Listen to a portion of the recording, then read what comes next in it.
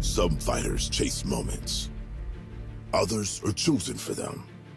Tonight, in Clarksville, Tennessee, the lights are brighter and the margin for error is gone. David Kropschot didn't win the LFA Middleweight Championship on the scorecards. He took it with a knockout. A moment so decisive, it left no doubt who belonged at the top. But moments don't care about history. They only ask one question. Are you ready now? Across the octagon stands Joe Kropschot, California-bred, battle-tested, a fighter who believes this is his moment to be chosen. Different roads, same destination, one title. The LFA Middleweight Championship is on the line. LFA 226 starts now.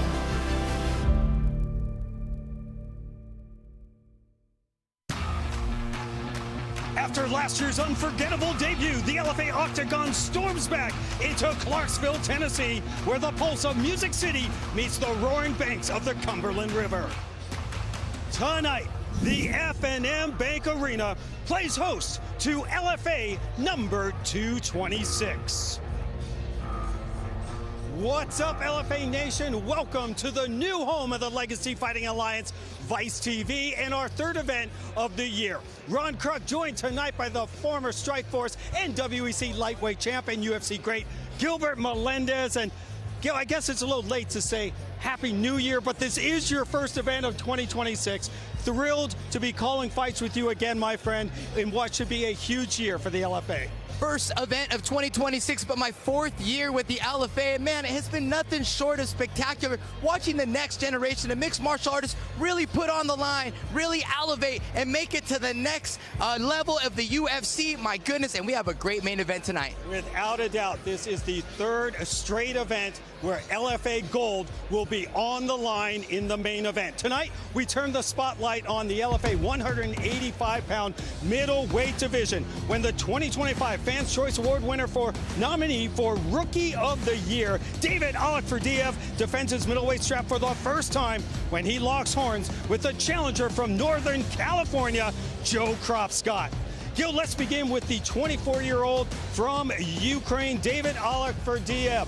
The champion exploded onto the MMA scene here in the United States when he captured the belt in his promotional debut. It took him only 63 seconds to knock out John Moore. He is undefeated at 7-0, and he has finished all 7 of those opponents. Well, David Alakferdiev specializes in Sambo. The Ukrainian mixed martial artist sprung onto the martial arts scene with 5 submissions, but his last 2 fights have been knockouts. As you can see, he glides around the LFA octagon looking for the right time to explode into these combinations. Beautiful left hook, right hand, just walking forward, shifting his stance a la Fedor Emelianenko. And I think this is going to pay dividends in this fight. Joe Kropschot is a very tall fighter. In order to close that distance, he may need to shift and walk forward and land those big punches. But he's also a great grappler. Both these guys are black belt. We're going to see some real good exchanges. And the champ doesn't like to waste a lot of time. The longest fight as a pro is only 8 minutes and 10 seconds.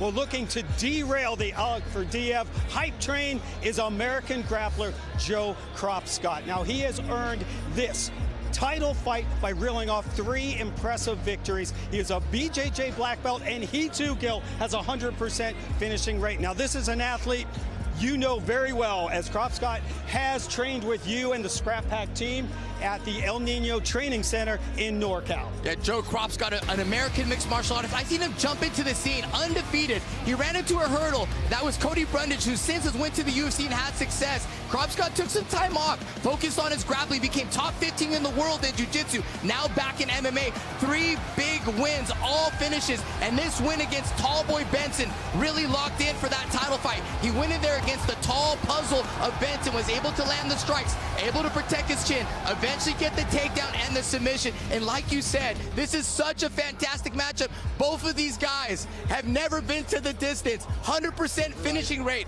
I bet this is going to be a finish tonight. These guys like to get it done. I am super excited for this main event. Me too, my man. And this is by far the biggest opportunity for Kropschot. This is his first ever World Championship MMA title fight.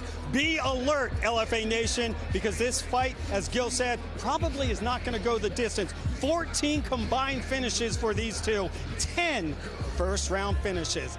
That is our main event. Let's check out the rest of this loaded LFA 226 card. It's a classic USA versus Russia matchup in the co-main event when Nashville product Dedrick Sanders battles with Siberia's Nikolai Kiosse, and expect some fireworks when 2025 Fans' Choice, a nominee for Female Fighter of the Year and Submission of the Year, Mackenzie Stiller, clashes with the 2024 Fans' Choice Award winner for Knockout of the Year, Kendra McIntyre. Gil, what fight do you have your eye on? You said it right there. Kendra McIntyre versus Mackenzie Stiller. Mackenzie Stiller, a black belt in judo, has taken down her opponents with that head and arm bar them, bulldog choke them. Such a brutal fight in there. And Kendra McIntyre, a Muay Thai striker who's winning to MMA, had that knockout of the year in 2024. Both these ladies are on the radar. I expect a finish and a banger for this fight. Man, I can't wait for these fights tonight.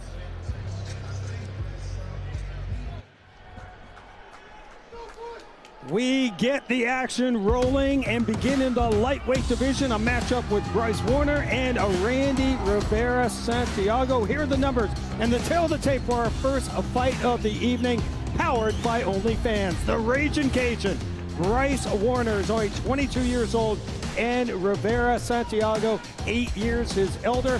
Warner is a substantial 5 inches taller and weighed in 5 pounds heavier than Santiago. The reach advantage goes the way of Warner, who is 5.5 inches longer in the arms. There's only one man to kick off an LFA event here in the US of A, and that's the voice of the LFA Octagon, Mike Kendall.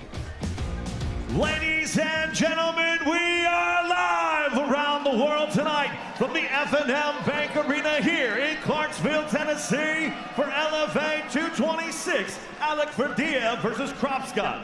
Tonight's event is presented by Monster Energy, DimeBit.com, and Brunt Workwear. These bouts are sanctioned by the Tennessee Athletic Commission, overseen tonight by Director Kerry Little. And now, ladies and gentlemen, to kick off LFA 226, this bout is scheduled for 3 5-minute rounds in the LFA flyweight division. Introducing first, fighting out of the blue corner. This striker stands 5'2", weight in 120.4 pounds. He holds a 1-1 professional record. That win coming by way of knockout. Representing Work Gym, fighting out of Calle, Puerto Rico, Randy Rivera Santiago. His opponent across the octagon, fighting out of the red corner, is a wrestler and striker standing 5'7", weight in 125.4 pounds. He holds a 2-2 professional record, both wins coming by way of submission. Representing Nashville MMA and fighting out of Nashville, Tennessee, Bryce, the Raging Cajun Warner. Your referee, Luke Wilson.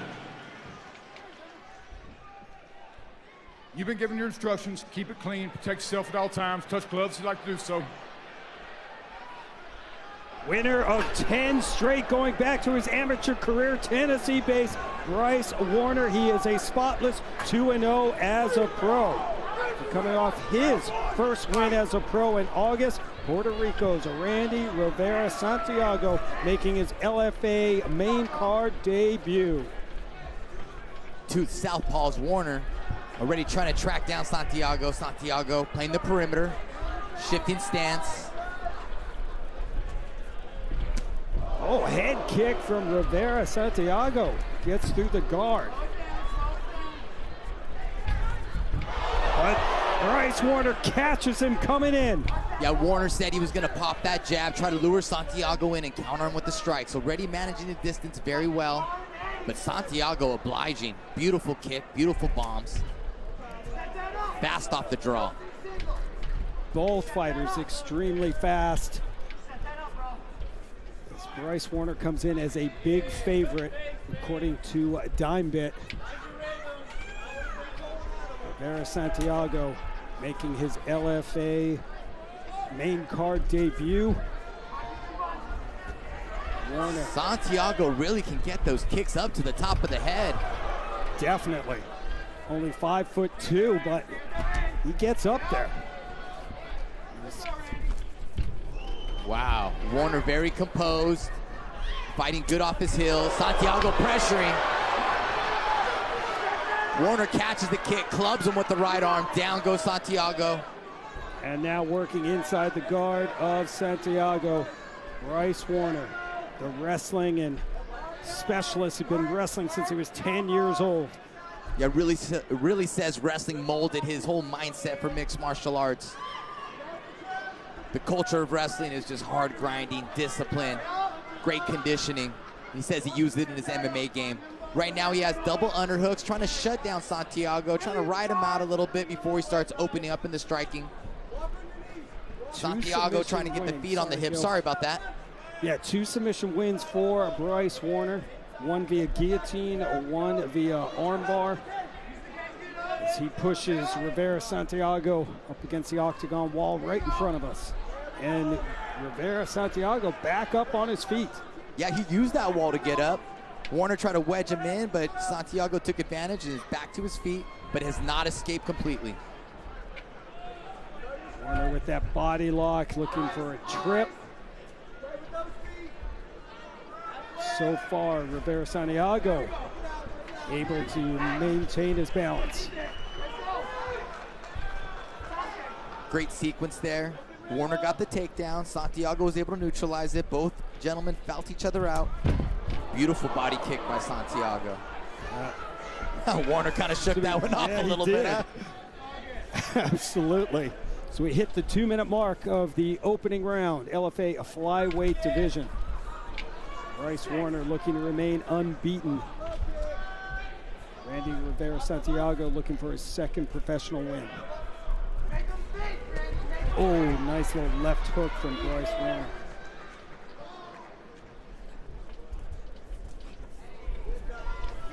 There, Santiago circles out and reset in the center of the octagon. Low kick from Rivera Santiago. Trying to attack that lead leg of Warner. Nice level change. Oh, but Warner caught him. Maybe a bit of a slip. Yeah, Warner doing a great job of sticking to the game plan, jabbing, trying to draw Santiago in. But Santiago doing a great job of pushing forward.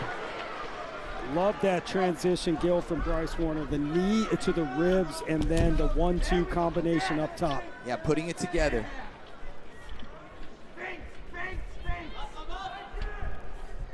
Opening bout here at LFA number 226, a near capacity crowd at the F&M Bank Arena in Clarksville, Tennessee. Warner able to dodge that shot from Rivera Santiago. Nice head movement being displayed by Warner right now. Warner starting to get his information, his data on Santiago. That's well said. Drawing him in, making him miss now, and looking to counter. Under 30, opening round. Santiago getting the respect of Warner, though. Very dangerous with these big exploding combinations, heavy kicks to the body and head. Oh, and Rivera Santiago tumbles. Able to plant Warner down now. Warner looking for the single leg, and a horn sounds. Hey, maybe a confidence-boosting first round for the big-time underdog, Randy Rivera Santiago, who came in at a plus 960, Gil. Oh yeah, Santiago never looked at the odds at all. He's completely confident in his skills, and he showed. He showed why he's in this fight right now. Big kicks, big hooks. Here's Warner drawing Santiago in, right? That's the game plan of Warner, managing this distance, jabbing, trying to draw Santiago in. But as Santiago comes in, he's pretty dangerous with big punches. There's Warner catching the kick, clubbing him down, playing in the guard here, landing some ground and pound. But credit to Santiago, was able to get to his feet. There is Bryce Warner with his Nashville MMA coaches, Dustin Ortiz and Ronnie Lawrence, 2 UFC veterans, as Bailey gets us ready for round number 2 here in Tennessee. Randy Rivera Santiago and Bryce Warner. Looking at the strikes thrown and landed Warner landing 64% of his strikes thrown, but only outstriking Rivera Santiago 25-21 in that opening round. A lot of action in that first round, but both guys getting information on each other. Things are heating up. Warner stalking, but still managing the distance. And we'll see if Bryce Warner picks up the pace here in the second. He has one second round finish and one finish coming in the third. One knockout victory for Randy Rivera Santiago. High kick blocked by Warner. Beautiful footwork by Warner. Bouncing in and out. Very fluid, very smooth with the combinations. Attacking that body with his strikes, blocks the kick from Rivera Santiago. Feels like Warner's gaining ground, starting to get the read of Santiago. Letting his hands go more now, Ron. Yes, he is, and the volume is being thrown now from Bryce Warner. That elbow got through the guard, and he continues to pummel Rivera Santiago. Body shots.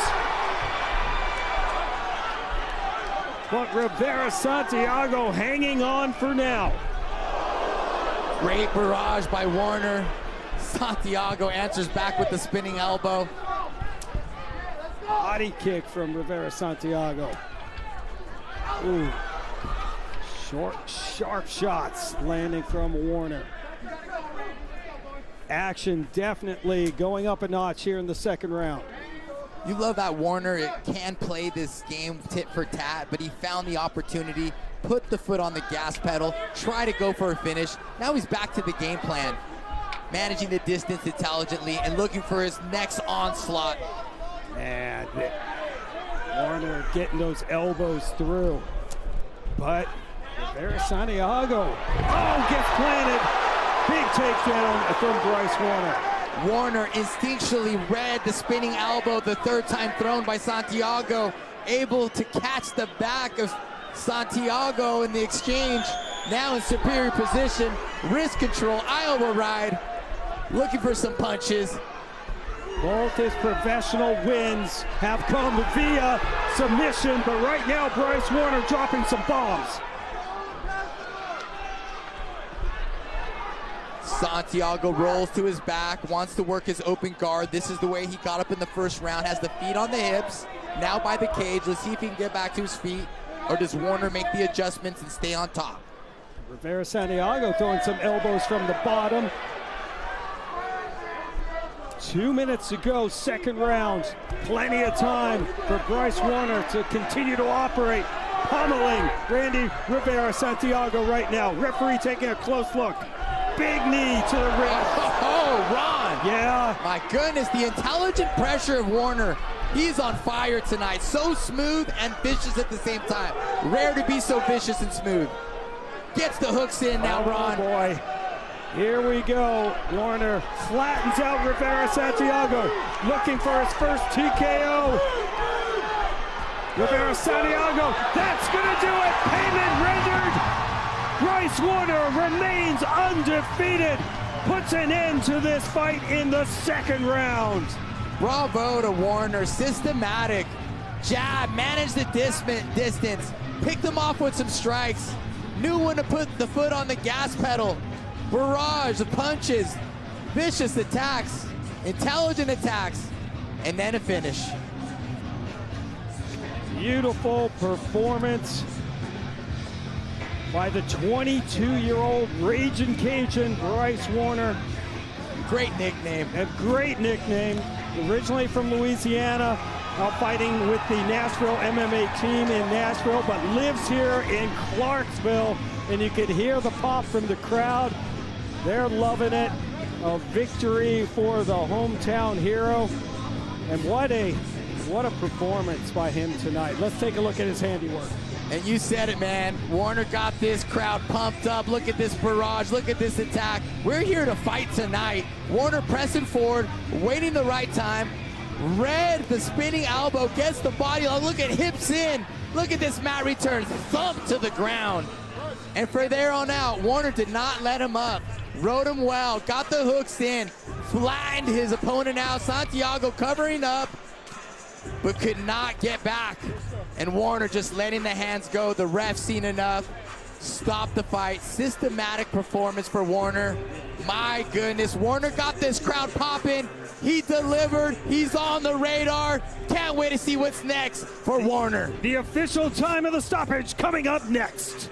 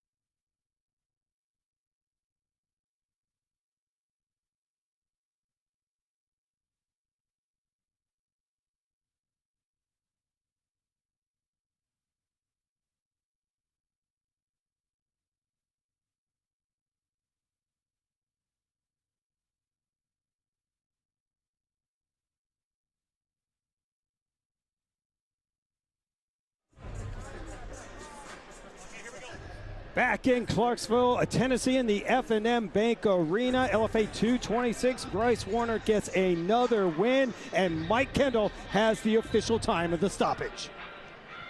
Ladies and gentlemen, your referee, Luke Wilson, calls a stop to this fight. 3 minutes, 36 seconds into the second round, declaring your winner by TKO, Bryce Raging Cajun Warner. That makes it 11 straight victories for Bryce Warner, including his amateur career, his third straight guild, though, to begin his professional career. So impressive of Bryce Warner. Systematic performance. Has a brand new 8-month-old at home. Really pumped for him and what he's accomplished thus far.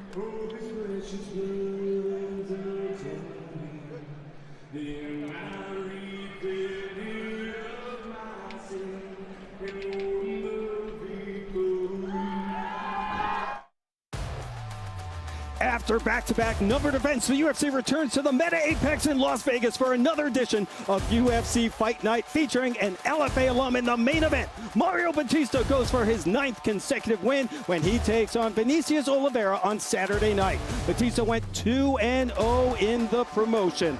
As always, former LFA athletes will make their presence felt in the octagon tomorrow. A total of 7 past LFA fighters will be in action, including a couple of former champions, Muin Gafarov and past Legacy FC title holder Alex Moreno.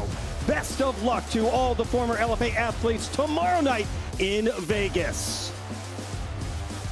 LFA 226 rolls on, and the middleweights enter the octagon next. Undefeated Ohio-based athlete Trayvon Eller looks to take his win streak to 4 in a row when he meets Evansville, Indiana, Zane Havner, who is coming off back-to-back victories and makes his promotional debut next. LFA 226 continues after this.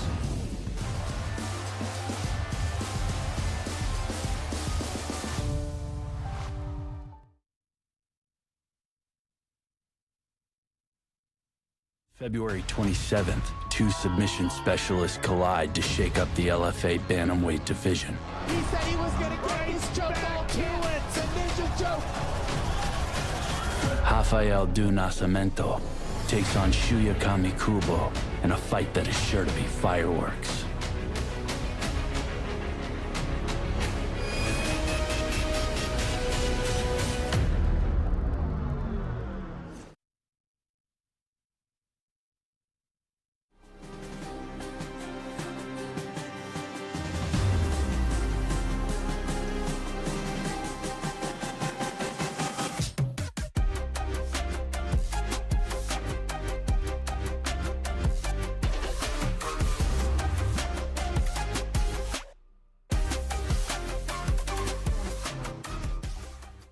The future of fortune the edge of exhilaration. At DimeBit.com, the odds are rewritten, the stakes are redefined, and the thrill is unparalleled. Not just a game, a revolution in motion. Imagine a world where every wager is a step closer to the ultimate prize. When the world plays safe, you play smart. DimeBit.com, casino, sportsbook, your playground of possibilities. It's engineered adrenaline, push past the boundaries, defy expectations. Visit us now.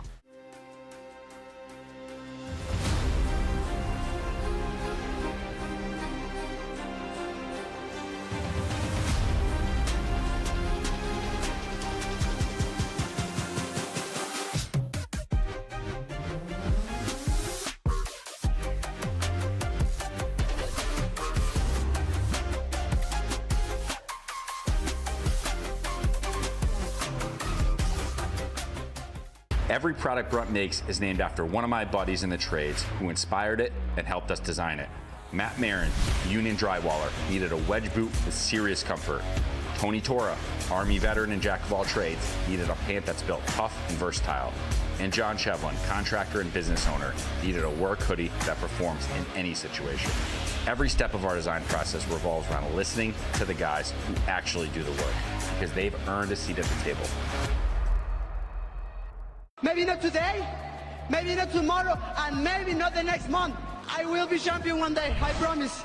I promise. Hey, what's up guys? This is Brandon Moreno, and I'm so happy to announce my introduction to OnlyFans. It's time to get naked. Nah, I'm just kidding.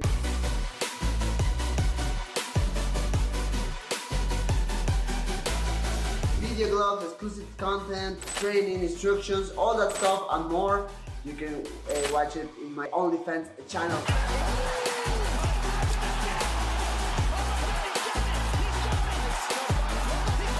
So guys, subscribe, I'll see you there. Let's go.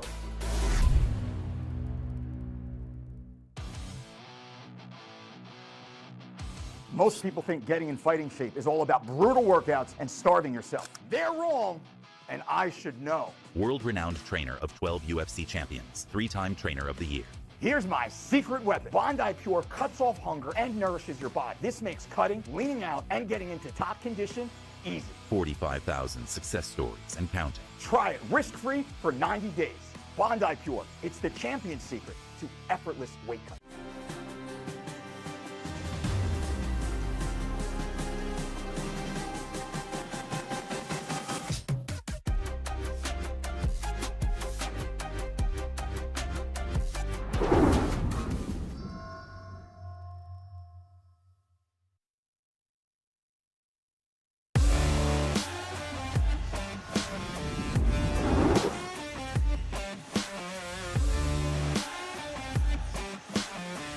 This is LFA number 226, live on the new home of the Legacy Fighting Alliance in the U.S., Vice TV.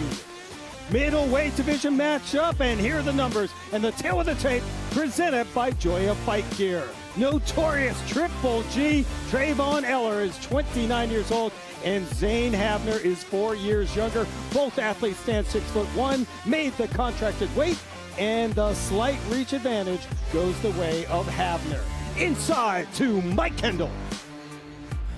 Fight fans, this contest is scheduled for 3 5-minute rounds in the LFA middleweight division. Brought to you tonight by Joya Fight Gear, the official glove of the LFA. For all your fight gear needs, check us out online at joyagear.com.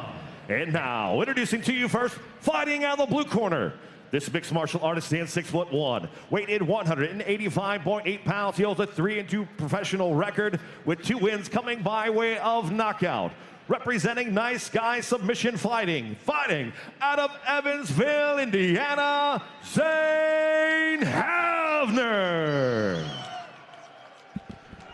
His opponent across the octagon, fighting out of the red corner, is a striker standing 6'1", weighed in 184.8 pounds. He holds a 3-0 professional records, all 3 wins coming by way of knockout.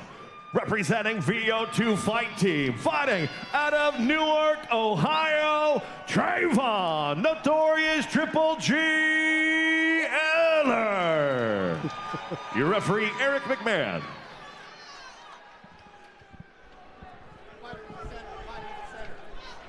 All right, gentlemen, I had no No questions out of the blue corner. No questions out of the red corner.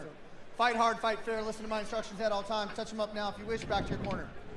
Perfect as a pro and amateur with 100% finishing rate. Trayvon Eller looks to follow up a 29-second TKO in November with another win, but coming off back-to-back wins, Indiana's Zane Havner making his LFA debut tonight. Ron Crook and Gilbert Melendez cage side, and Eller coming out firing quickly. Holy smokes, these guys are getting at it. Big knee from Eller. As I said, coming off a 29-second knockout, and he is wasting no time here early. But one thing about Zane Havner, he is durable. You love when Havner says in the meeting that one of his strengths is his durability. And he's showing it right now because Eller is putting on the pressure. Oh, Havner's trying to tighten it up, trying to slow it down. Eller got that through, but Havner ties him up. Body lock for Havner, trying to slow down the pace, wants to take it to deeper water. Eller proud of his power, trying to display it right away. And he was ready for this, Gil. Havner said, I have to weather that storm. Trayvon Eller will come out firing and like a man on a mission. And that's exactly the game plan so far for Eller. And both fighters tumble down. Now they're both back up on their feet. Nice little scramble there. Havner tried the body lock. Eller rolled right through it. Now we're back in the same position. Havner trying to slow down Eller with this body lock here, trying to drain his battery, trying to lean heavily on these arms. Eller gets the space. Eller gets that shot through on the break. And our referee, Eric McMahon, calling timeout. The tape on the glove of Eller coming off. But Gil, Havner, this is what he expected. He said, the longer the fight goes, the better for me. Yeah, Havner really said, hey, I have to be defensively sound. I'm going to be durable. He's going to come at me. And yeah, he's actually like taking punishment, but intelligently, right? He's blocking. He's not just eating it on the chin. He's doing a really good job of slowing down the pace here. And like he said, he wants to bring it to deeper water where he will shine. Trayvon Eller, a spotless 3-0. All three of his victories coming by way of knockout, but he hasn't. Sneaking in a choke. Look at this. In a choke. Eller attacking the neck as Havner looking for that single leg takedown. Havner, a couple victories by knockout, one decision. Havner lefts the leg up, falls on top of Eller. Eller rolling through again. And a crazy scramble as Havner attacking the arm. Oh, is looking for the arm bar, but Eller powers through.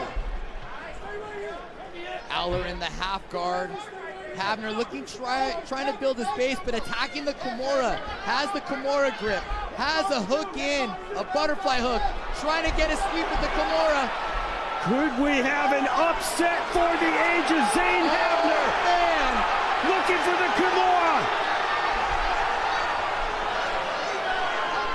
Eller trying to grab the inside of the thigh to take the pressure off. Still in the Kimura fight.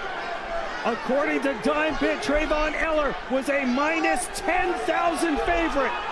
There are some people sweating right now, I can tell you that much, as Zane Havner is looking for that submission. Well, I'm swaying and I haven't even put any money on it. Havner in a triangle position now. Oh my goodness, locks it in, Ron. Will he finish this? Oh, there's the tap! Upset of the year! Wow! Trayvon Eller is forced to tap, and Zane Havner gets it done tonight. Pumped up is Havner in our corner. I don't know what he said, but he was barking with pride. What a performance. What an amazing finish, Gil. Proving anything is possible in the sport of mixed martial arts. A plus 960 underdog, Zane Havner, gets the submission win tonight, his first ever victory by way of submission. Cash them if you got them. Wow.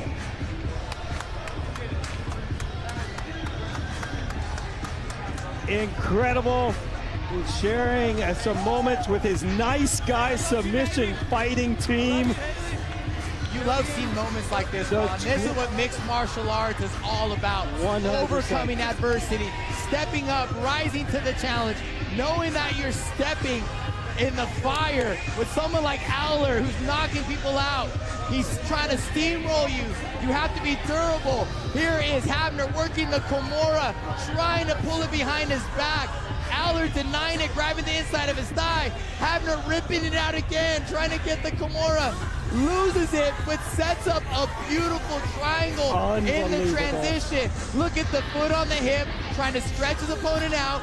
Still working the Kimura sweep here, trying to get the finish. Eller trying to shut it down. Havner working his leg higher up on the back. Feeds the arm through, locks in the triangle choke. Unbelievable. Figure fours it behind the head. Here it is. Armbar, triangle. There's the tap by Eller. Havner with the huge upset, Ron. Incredible stoppage and his first submission win. We will make it official on the other side.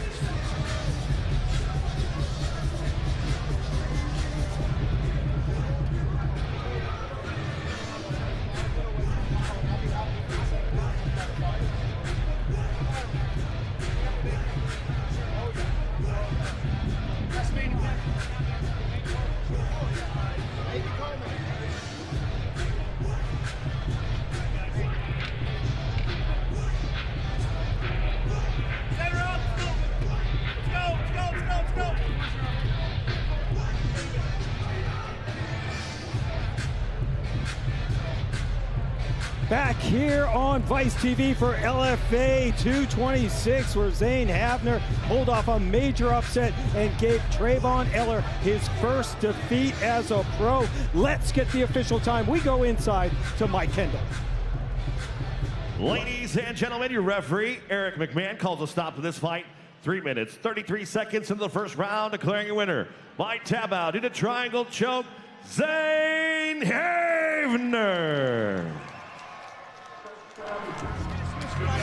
Third win in a row for Indiana's Zane Havner, who impresses in his LFA debut. Incredible win, an upset win, and he is standing by with our champ, Gilbert Melendez. Zane, you were a huge underdog, but you came through with the upset with the beautiful triangle choke. Tell us how you're feeling right now. I feel amazing. I did everything I was supposed to. I weathered the storm. I knew what he was going to do. That guy's a dangerous opponent. He's finished everybody early. I knew what I had to do, sustain the storm, get through it, and get the finish, and that's what I did. You did say that. I'm durable. I'm going to weather the storm, but we had no idea we were going to see those submissions. Talk about those submission sequence. Kimura to the triangle, beautiful.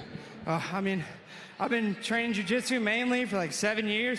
It's my first love, so when I get there, I just feel comfortable. So those transitions were just natural for me. Zane Havner, you did a fantastic job. What do you want next in your career? Bring me back to LFA, baby. This is the road to the UFC. Let's go. Give it up, everybody, for your winner, Zane Havner. Beautiful promo drop there by Zane Havner, the 25-year-old from Indiana, humble class act, and pulls off a huge upset tonight in his LFA debut. Much more LFA number 226 coming up.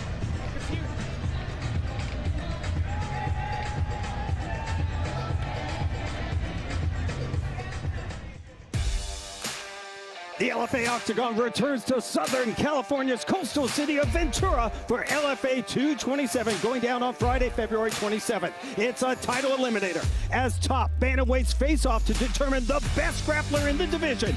when Rafael Militia do Nascimento, the 2025 Fan Choice Award winner for Submission of the Year, looks for another spectacular finish when he clashes with the dangerous Japanese standout Shuya Kamikubo, who was nominated for 2025 Submission of the Year.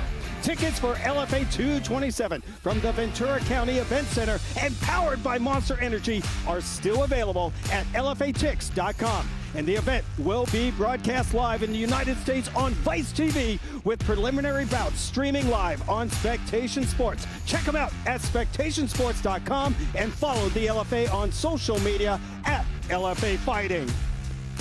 Coming up next, buckle your seatbelts because it's a heavyweight showdown between Indiana's KO artist Ben Wonder, who has 9 career knockout wins on his resume, and 4-time All-American defensive end from Tiffin University turned mixed martial artist Charlie Cleveland, who has 3 first-round finishes. Fireworks are set to explode coming up next.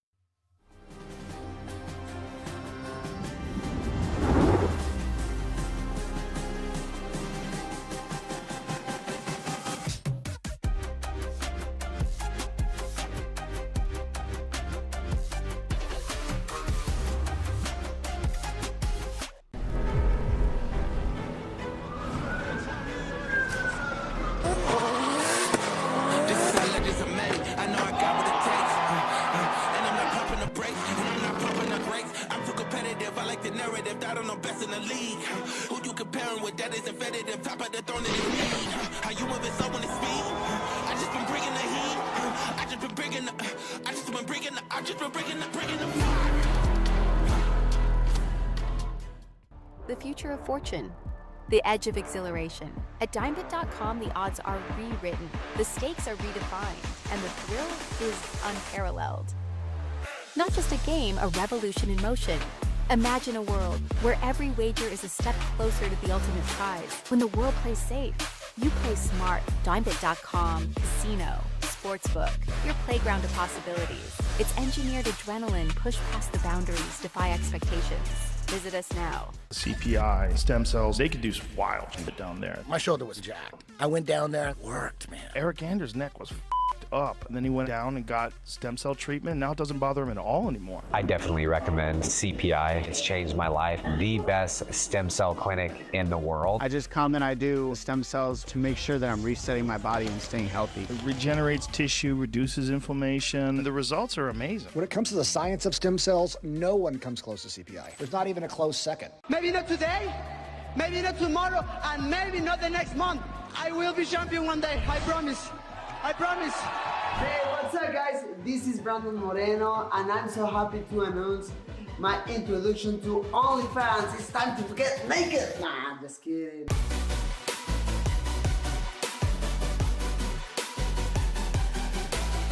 Video gloves, exclusive content, training, instructions, all that stuff and more. You can watch it in my OnlyFans channel.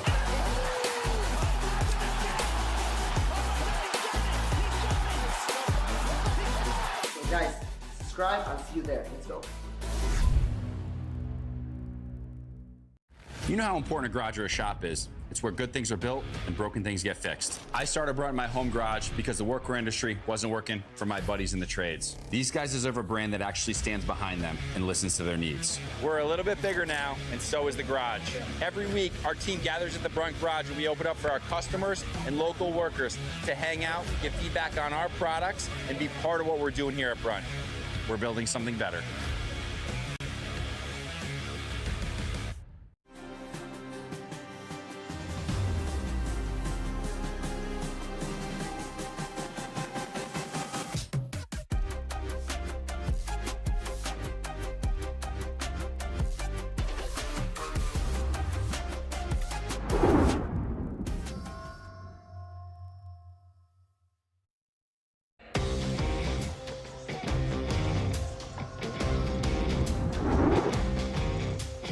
Fast and furious action here at LFA 226, the third event of the year from the Legacy Fighting Alliance.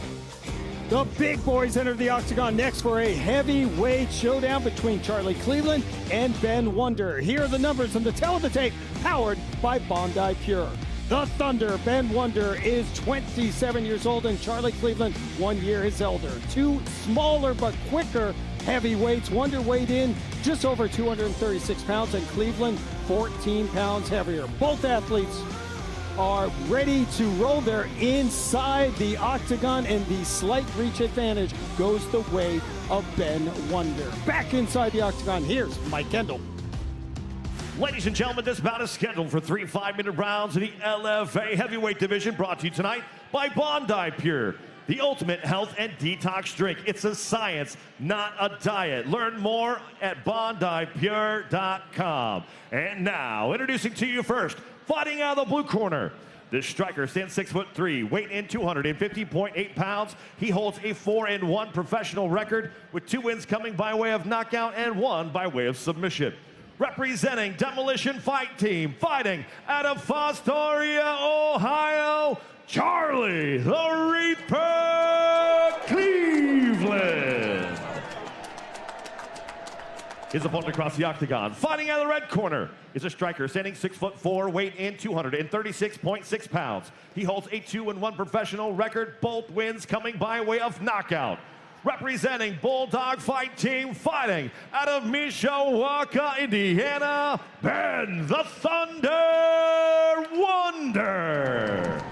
Your referee, Luke Wilson. You've been given your instructions. Keep it clean. Protect yourself at all times. Touch gloves. If you want to do so, return to your corner. Only a year into his pro MMA career, 4-time All-American defensive end, Charlie Cleveland makes his pro LFA debut tonight. And after suffering the first loss of his MMA career in this same building in October, Indiana's Ben Wonder returns to the scene of the crime, looking to bounce back. Ron Kruk and Gilbert Melendez with you cage side. Cleveland looked like he already landed a straight left to the eye of Wonder. Definitely, Gil. Wonder southpaw has that angle. And Wonder reaching a little bit for that shot, goes for the head kick. Cleveland managing the distance great from that southpaw position. Wonder trying to get the timing. 4 combined knockouts for these two heavyweights. And there's a low blow from Cleveland. Fans here in Clarksville, Tennessee don't appreciate it. And Ben Wonder. Wonder 100% finishing rate as a pro and amateur. He has 9 career knockouts. And our referee Luke Wilson warns Charlie Cleveland, fighters touch gloves, and we are back in action. Cleveland doing a great job of keeping his lead leg on the outside of Wonder's lead leg. As a southpaw, you want that angle. Beautiful left uppercut lands. Cleveland drops Wonder, and now Hammer Fist coming down. Oh my goodness. Payment rendered. That's gonna do it. Charlie Cleveland lands the bomb and finishes this fight, Gil, in the first round. Cleveland just too vicious, too dynamic, too smart, managing the distance beautifully. A sharpshooter, landing a straight left out the gate, blasting big kicks. And sensing the kill, went for it, got it done. Wow. Says he never wrestled, but his dad was a wrestler. He had 9 brothers. I bet he did a lot of wrestling back in the day. Football player, amazing athlete, but man, really great IQ, fighting IQ out there. Really controlled the lead foot, beautiful angle, landing great punches, Ron. Youngest of 14. Yeah, I'm sure he scrapped a little bit back in the day. No I think doubt that got him about ready. it. Let's check out the highlights and how Charlie Cleveland put an end to this fight. Yeah, Cleveland just controlling that distance. Good feints. Left a lead uppercut with that right arm. It was like a jab uppercut. Wonder goes down on it. Cleveland sees the right time to pounce, controls the hip with that left arm, and just starts clubbing north to south with that right arm, some hammer fist. plenty of energy. And again, very intelligent on having that angle. When you're a southpaw, you want to be on the outside of the lead lane of your opponent. That allows you to drop those big kicks, big straights, and eventually lead to this vicious ground and pound, Ron. Cleveland rocks. Charlie Cleveland gets the win. We'll make it official next.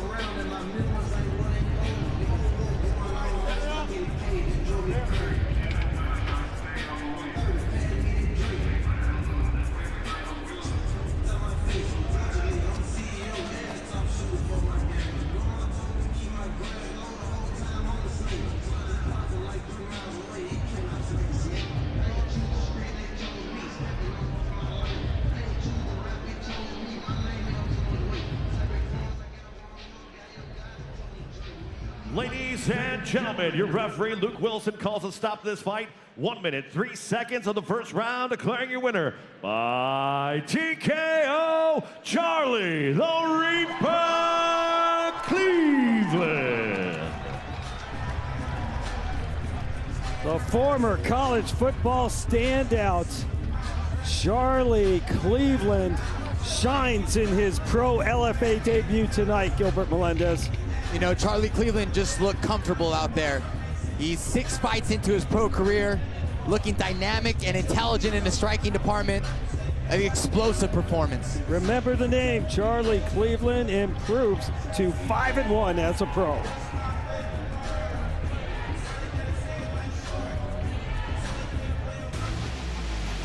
LFA returns to the Valley of the Sun when the Octagon becomes part of the Gila River Resorts and Casinos newly launched. Oh, Jesus, sorry, man. Good. Guys, what the hell?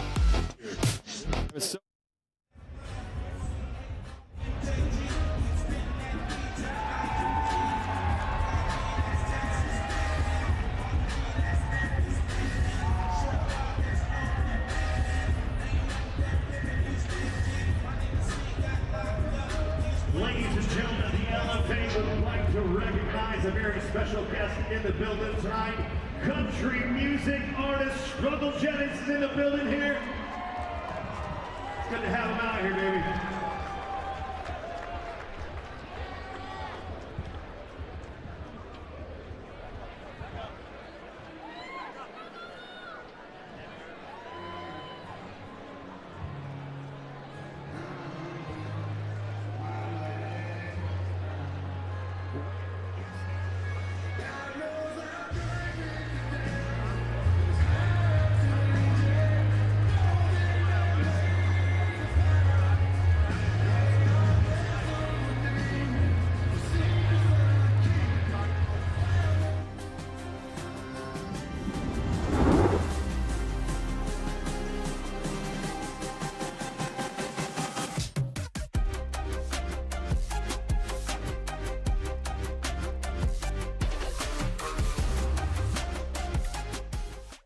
The future of fortune.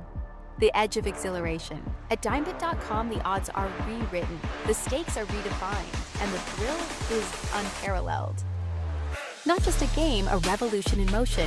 Imagine a world where every wager is a step closer to the ultimate prize. When the world plays safe, you play smart. Dimebit.com, casino, sportsbook, your playground of possibilities. It's engineered adrenaline, push past the boundaries, defy expectations. Visit us now. Every product Brunt makes is named after one of my buddies in the trades who inspired it and helped us design it. Matt Marin, union drywaller, needed a wedge boot with serious comfort. Tony Tora, Army veteran and jack of all trades, needed a pant that's built tough and versatile. And John Shevlin, contractor and business owner, needed a work hoodie that performs in any situation. Every step of our design process revolves around listening to the guys who actually do the work, because they've earned a seat at the table. CPI, stem cells, they could do some wild shit down there. My shoulder was jacked. I went down there, worked, man. Eric Anders' neck was up, and then he went down and got stem cell treatment. Now it doesn't bother him at all anymore. I definitely recommend CPI. It's changed my life. The best stem cell clinic in the world. I just come and I do stem cells to make sure that I'm resetting my body and staying healthy. It regenerates tissue, reduces inflammation. The results are amazing. When it comes to the science of stem cells, no one comes close to CPI. There's not even a close. Maybe not today, maybe not tomorrow, and maybe not the next month. I will be champion one day, I promise. I promise. Hey, what's up guys? This is Brandon Moreno and I'm so happy to announce my introduction to OnlyFans. It's time to get naked. Nah, just kidding.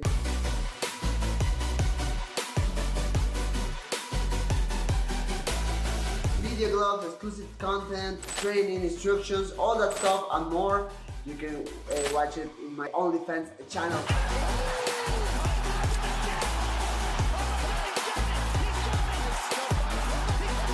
Guys, subscribe and see you there. Let's go. Retribution. Oh yeah, we want retribution. Oh yeah, we want retribution. Yeah, we ran out of patience. For your love with the cold hard hatred. I could feel the vibration. Feet in the streets, it's a new sensation. I wanna break faces on the pavement. I wanna make greatness look complacent. Adrenaline away.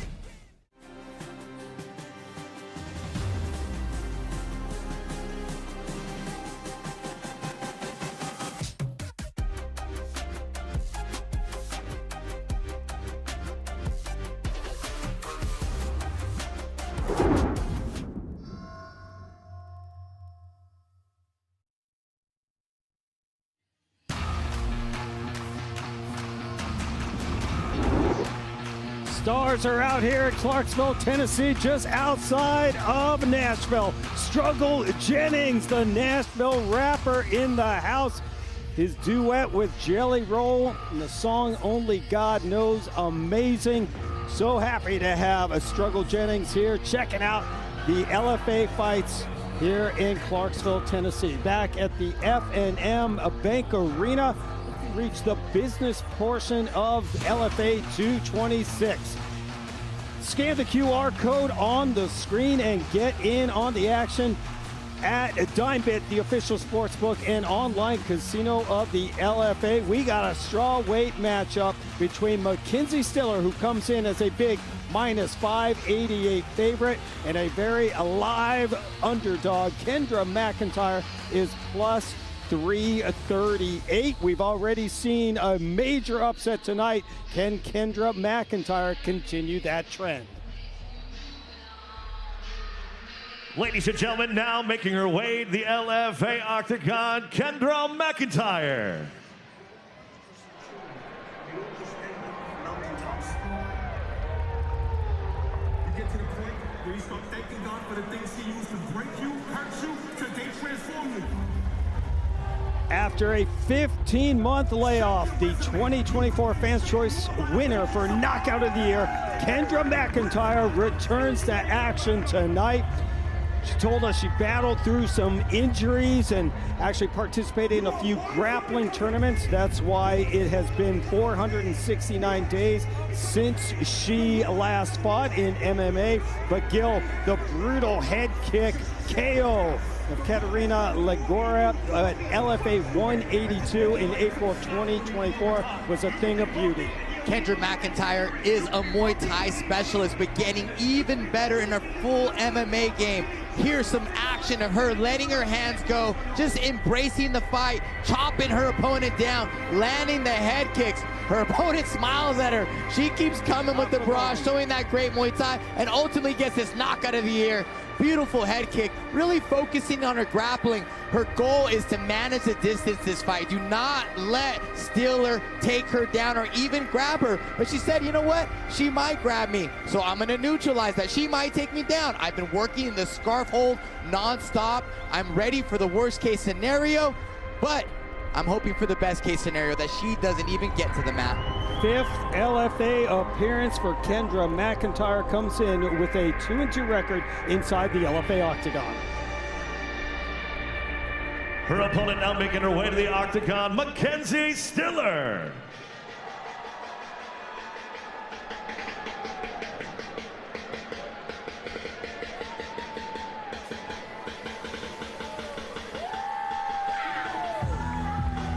Always an entertaining walkout provided by 26-year-old Mackenzie Stiller. And after a breakout year with the LFA that included being nominated for both the 2025 Fans' Choice Award for Female Fighter of the Year and Submission of the Year, Mackenzie Stiller going for her 3rd win in a row tonight, Gil. Mackenzie Stiller has been entertaining, violent in the LFA octagon. As you can see that judo, beautiful arm throw. Don't lock up with Stiller, because she will find a way to get you to the mat. Her head and arm, her judo head and arm has helped her succeed. She gets a control of the head, goes for the armbar from that scarf hold position, and against Brader, who was having a little bit of success, got shut down by Stiller and got her with this vicious bulldog choke. Stiller, though, is confident in her striking. She said, hey, man, I'm getting more comfortable here. I can take some shots, I can land some shots, and the better my striking gets, the easier my takedowns will get. 3rd LFA appearance, 2-0 record, won 5 of 6. Bellator veteran went 2-1 in that promotion, made her pro debut in 2023 in Bellator and defeated Benson Henderson's wife, Maria Henderson, via 1st round armbar. Let's now check out the numbers and the tail of the tape presented by Brunt Workwear, proud sponsor to the LFA's boot and hard work moment of the night. Mac Judo is 26 and Kendra McIntyre is 4 years older. She is an inch taller and will have a 3.5 reach advantage. Both athletes weighed in at 116 pounds. Here's Mike. Ladies and gentlemen, this is the LFA 226 featured bout of the evening. Scheduled for 3 5-minute rounds in the LFA strawweight division, brought to you tonight by Brunt, the hardest working brand in workwear. Check us out online at bruntworkwear.com. And now, introducing to you first, fighting out of the blue corner. This mixed martial artist stands 5'3", weighing in 116 pounds. She holds a 3-2 professional record with 1 win coming by way of knockout. Representing high altitude martial arts, fighting out of Denver, Colorado, Kendra McIntyre. Her opponent across the octagon, fighting out of the red corner, is a grappler standing 5'2", weighing in 116 pounds. She holds a 5-1 professional record with 4 wins coming by way of submission. Representing One Touch Fight Team, fighting out of Woodstock, Illinois, Mackenzie McJudo Stiller. Your referee, Eric McMahon.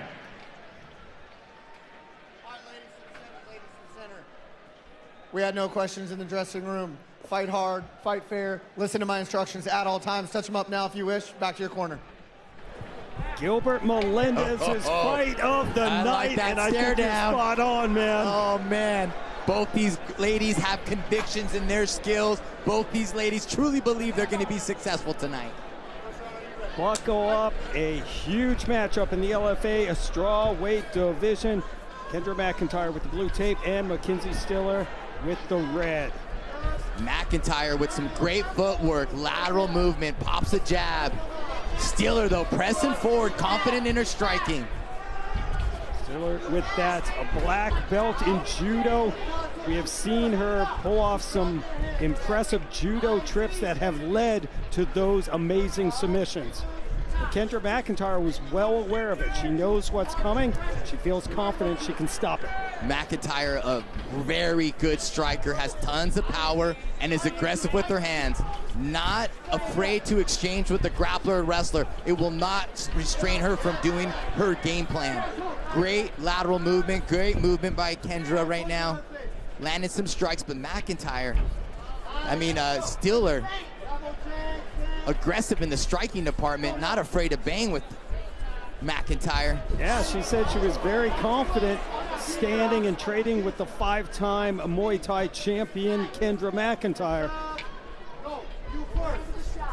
Said she feels that she could be physically dominant in this fight. And I mean, in her 2 fights so far, Gil, that's exactly what Mackenzie Stiller has been. Well, we're a minute and a half in. The ladies have settled. Still aggressive, but they're settling. Oh, 2 big kicks from Stiller. The second puts McIntyre down. And now there's the judo trip. And Mackenzie Stiller going to work. This is her position. The scarf hold, trying to stuff the arm. She has it. She taps. Tap out. Mackenzie Stiller. Another incredible submission win. She is on fire right now. That scarf hold cannot be stopped. Kendra McIntyre said, hey, I put myself in that scarf hold over and over. I'm prepared for it. But even with all that preparation, Mackenzie Stiller gets the scarf hold, the straight arm bar, for the 100th time and gets it done. Unbelievable. You're spot on, Gil. Kendra McIntyre told us, I have been preparing for that scarf hold attempt. I will be ready, but you can be ready. It's a matter of being able to stop it. Absolutely. And credit to Stiller here. She landed a great leg kick that actually tripped up McIntyre. She jumped on the trip, got the head and arm. McIntyre did a great job of trying to neutralize it, throwing her hips in. But still, man, Stiller's judo black belt prevailed. Look at this head and arm toss. Points for the judo throw. Starts working the arm of McIntyre, stuffs it between her legs. And then you can see Stiller throw her hips in and lock out the straight arm bar. So comfortable in this position. Grabs the hand, peels it out, prying it. Very comfortable here. She's done it many times. She's done it many times. And again, McIntyre tried to prepare for this. Stiller calmly gets the straight arm bar. Ouch. Oh. Look at the face of McIntyre. No, nothing. Just had to tap. Mackenzie Stiller keeps her win streak rolling.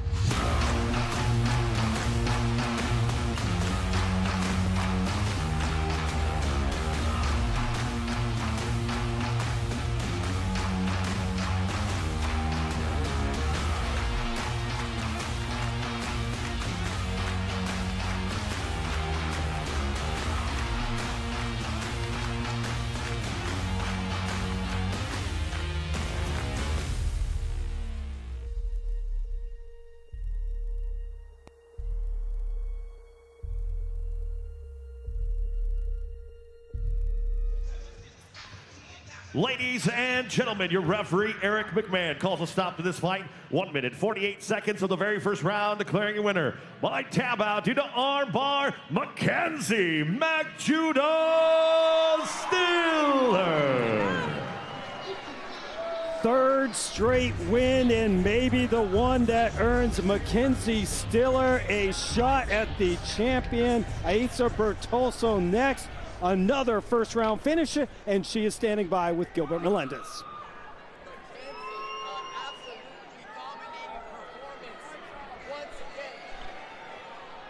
Mackenzie, fantastic performance. Another head and arm bar. How are you feeling about your performance tonight?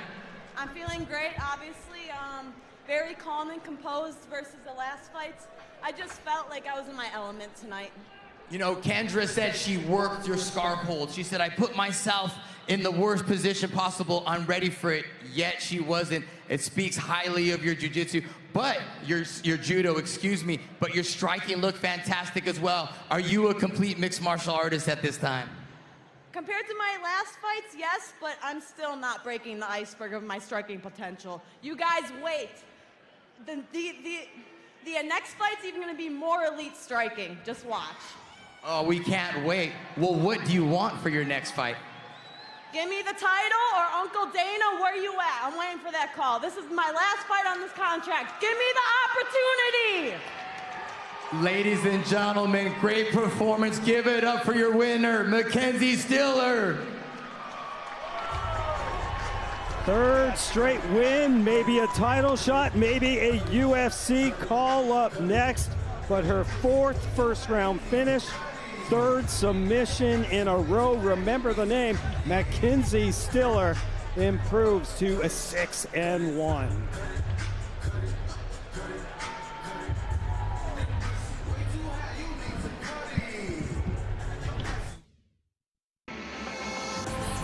LFA number 227 will feature the return of 2025 Fans' Choice Award winner for Submission of the Year, Rafael Militia. He'll be on the hunt for another fight-ending submission when he clashes with another dangerous grappler and nominee for 2025 Submission of the Year, Japanese standout Shuya Kamikubo. So many key matchups taking place in SoCal in a must-see co-main event. Two promotional veterans with a combined 11 LFA fights between them square off when Alan Bagoso tangles with Arnold Jimenez. And winner of 6 of 7 submission specialist Theo Hegg clashes with newcomer Lance Wright. Tickets for LFA 227 from the Ventura County Event Center and powered by Monster Energy are still available at LFATix.com, and the event will be broadcast live in the United States on Vice TV. Preliminary bouts stream live on Spectation Sports. Join me and the champ Gilbert Melendez for the action and follow the promotion on social media at LFA Fighting.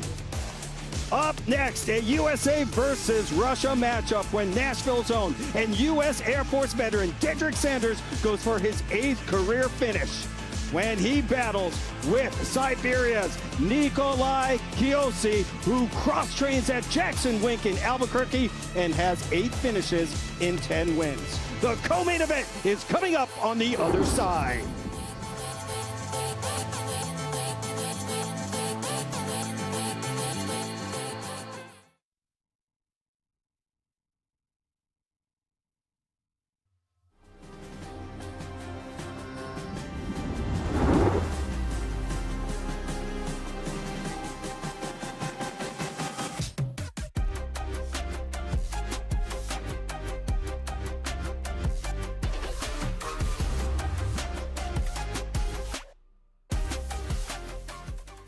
The future of fortune. The edge of exhilaration. At DimeBit.com, the odds are rewritten, the stakes are redefined, and the thrill is unparalleled. Not just a game, a revolution in motion. Imagine a world where every wager is a step closer to the ultimate prize. When the world plays safe, you play smart. DimeBit.com, casino, sportsbook, your playground of possibilities. It's engineered adrenaline, push past the boundaries, defy expectations. Visit us now. Every product Brunt makes is named after one of my buddies in the trades who inspired it and helped us design it. Matt Marin, union drywaller, needed a wedge boot with serious comfort. Tony Tora, Army veteran and jack of all trades, needed a pant that's built tough and versatile. And John Chevlin, contractor and business owner, needed a work hoodie that performs in any situation. Every step of our design process revolves around listening to the guys who actually do the work, because they've earned a seat at the table.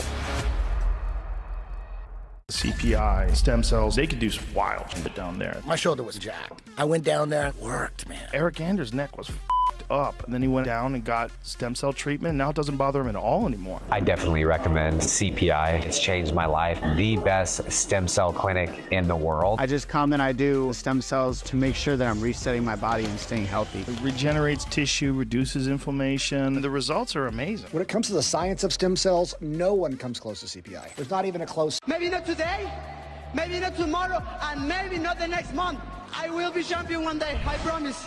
I promise. Hey, what's up guys? This is Brandon Moreno and I'm so happy to announce my introduction to OnlyFans. It's time to get naked. Nah, I'm just kidding.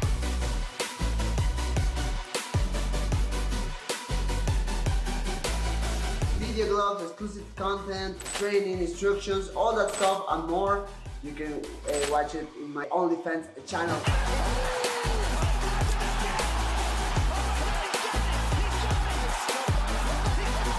Guys, subscribe. I'll see you there. Let's go.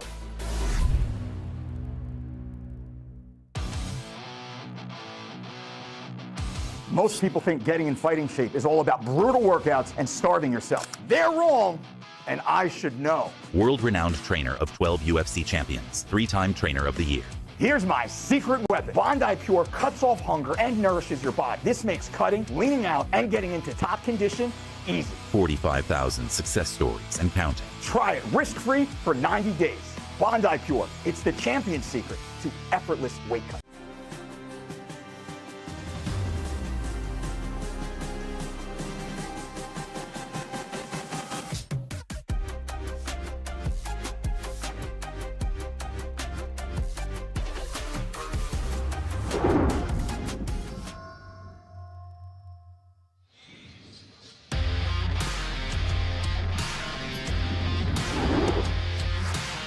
LFA number 226 rolls on here on Vice TV from Clarksville, Tennessee, and the F&M Bank Arena. Check out LFA.com for event and ticket information, new episodes of Inside LFA, exclusive athlete features, and classic LFA fights, plus official LFA merch. That's LFA.com. We move on to the co-main event of the night, lightweight division. Scan the QR code on the screen and get in on the action at DimeBit Casino and Sportsbook. DimeBit, the official sportsbook of the LFA. Nikolai Kiosse, the favorite, making his LFA debut tonight at -233. And Derrick Sanders, the local fighter, looking to make it 2 wins in a row here in the LFA. He comes in at +163. Back inside to Mike Kendall. Ladies and gentlemen, now making his way to the LFA Octagon, Nikolai Kiosse.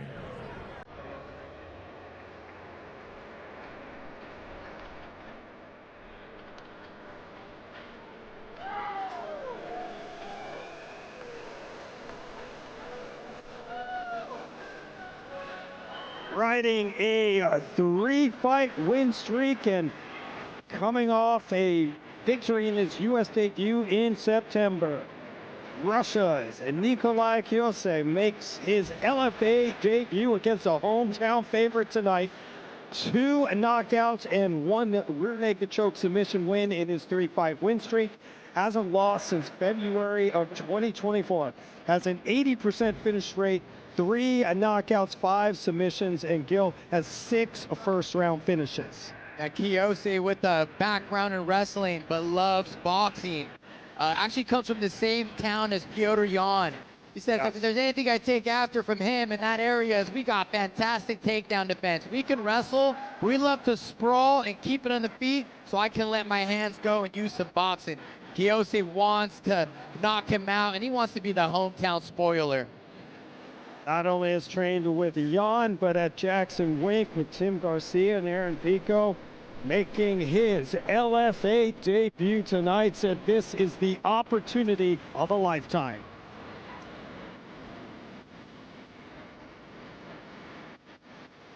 And now his opponent making his way to the Octagon, Derrick Sanders.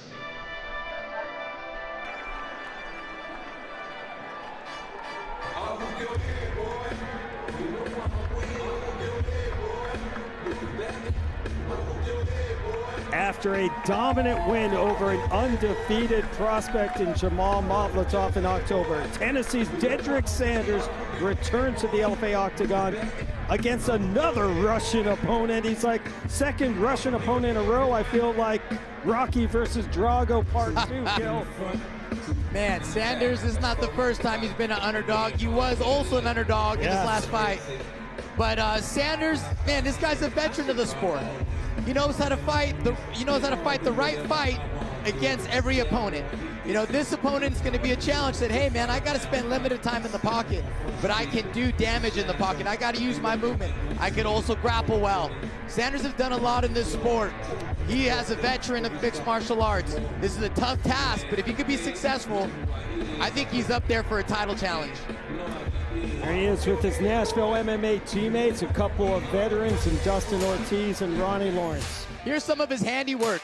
mixing together his boxing, his Muay Thai, his wrestling, getting in that clinch position and capitalizing it. Here he is, taking out the favorite undefeated fighter, systematically taking him down, getting a superior position, and landing some ground and pound.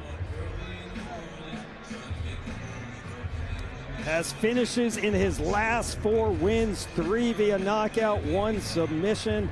His last decision came back in December of 2022, looking to win back-to-back fights for the first time since 2023, and he is a U.S. Air Force veteran.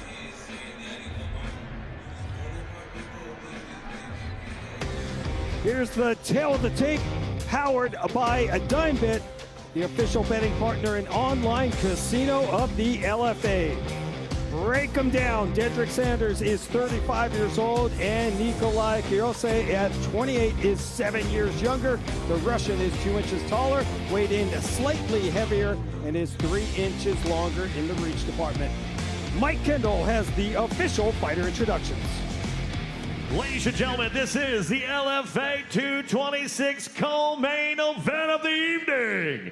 Scheduled for 3 5-minute rounds in the LFA lightweight division, brought to you tonight by DimeBet.com, the official online sportsbook and casino of the LFA. DimeBet, where anything is possible. And now, introducing to you first, fighting out of the blue corner. This mixed martial artist stands 5'9", weight in 156 pounds. He holds a 10-3 professional record with 3 wins coming by way of knockout, 5 by way of submission, and 1 draw. Representing Herb Max Sports Club, Liga Stali, and Jackson Wink MMA, fighting out of Omsk, Siberia, Russia, Nikolai Gagauz Kiosse. His opponent across the octagon, fighting out of the red corner, is a freestyle fighter standing 5'7", weight in 155.4 pounds. He holds a 10-5 professional record with 5 wins coming by way of knockout and 2 by way of submission. Representing Nashville MMA, fighting out of Nashville, Tennessee, Derrick "Break 'em Down" Sanders. Your referee, Luke Wilson.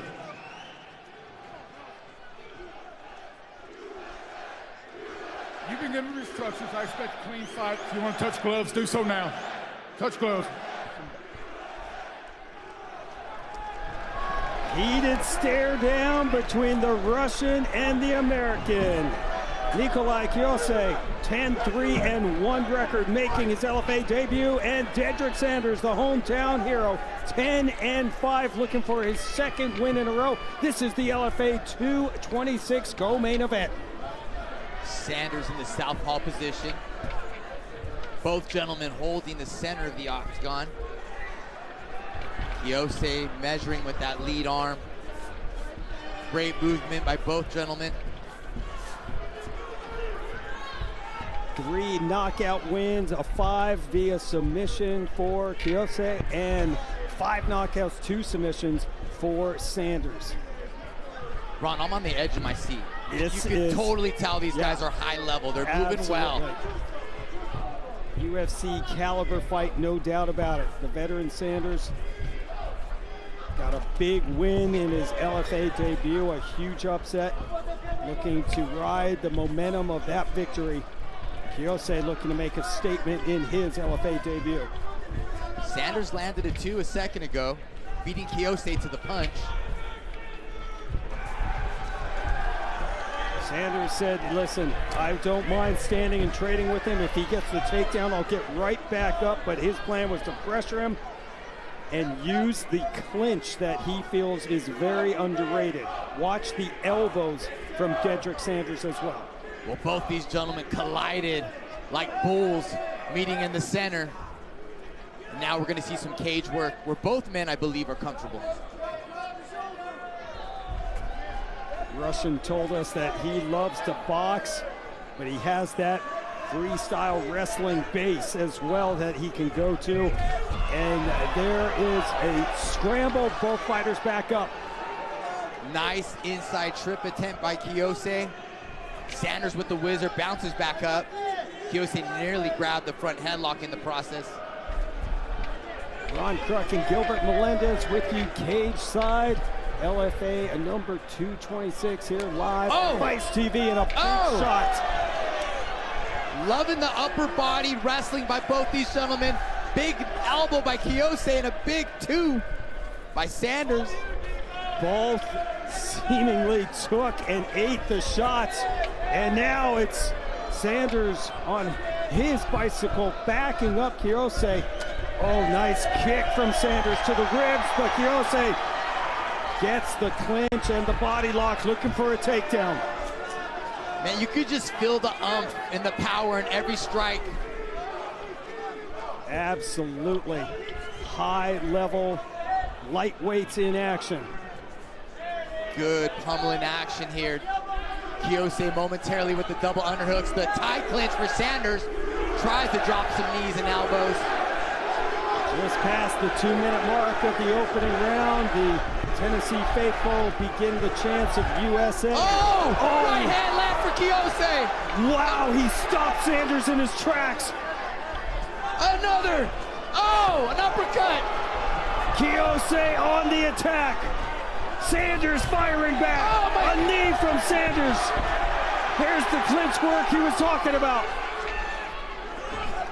And now the Russian gets Sanders down. Holy smokes, what a fight, Ron. Yeah, what a scramble. Just misses. Big knee from Sanders. That may have hurt the Russian. What a fight. Sanders not backing down from Kiosse, eating his best punches and pressing forward.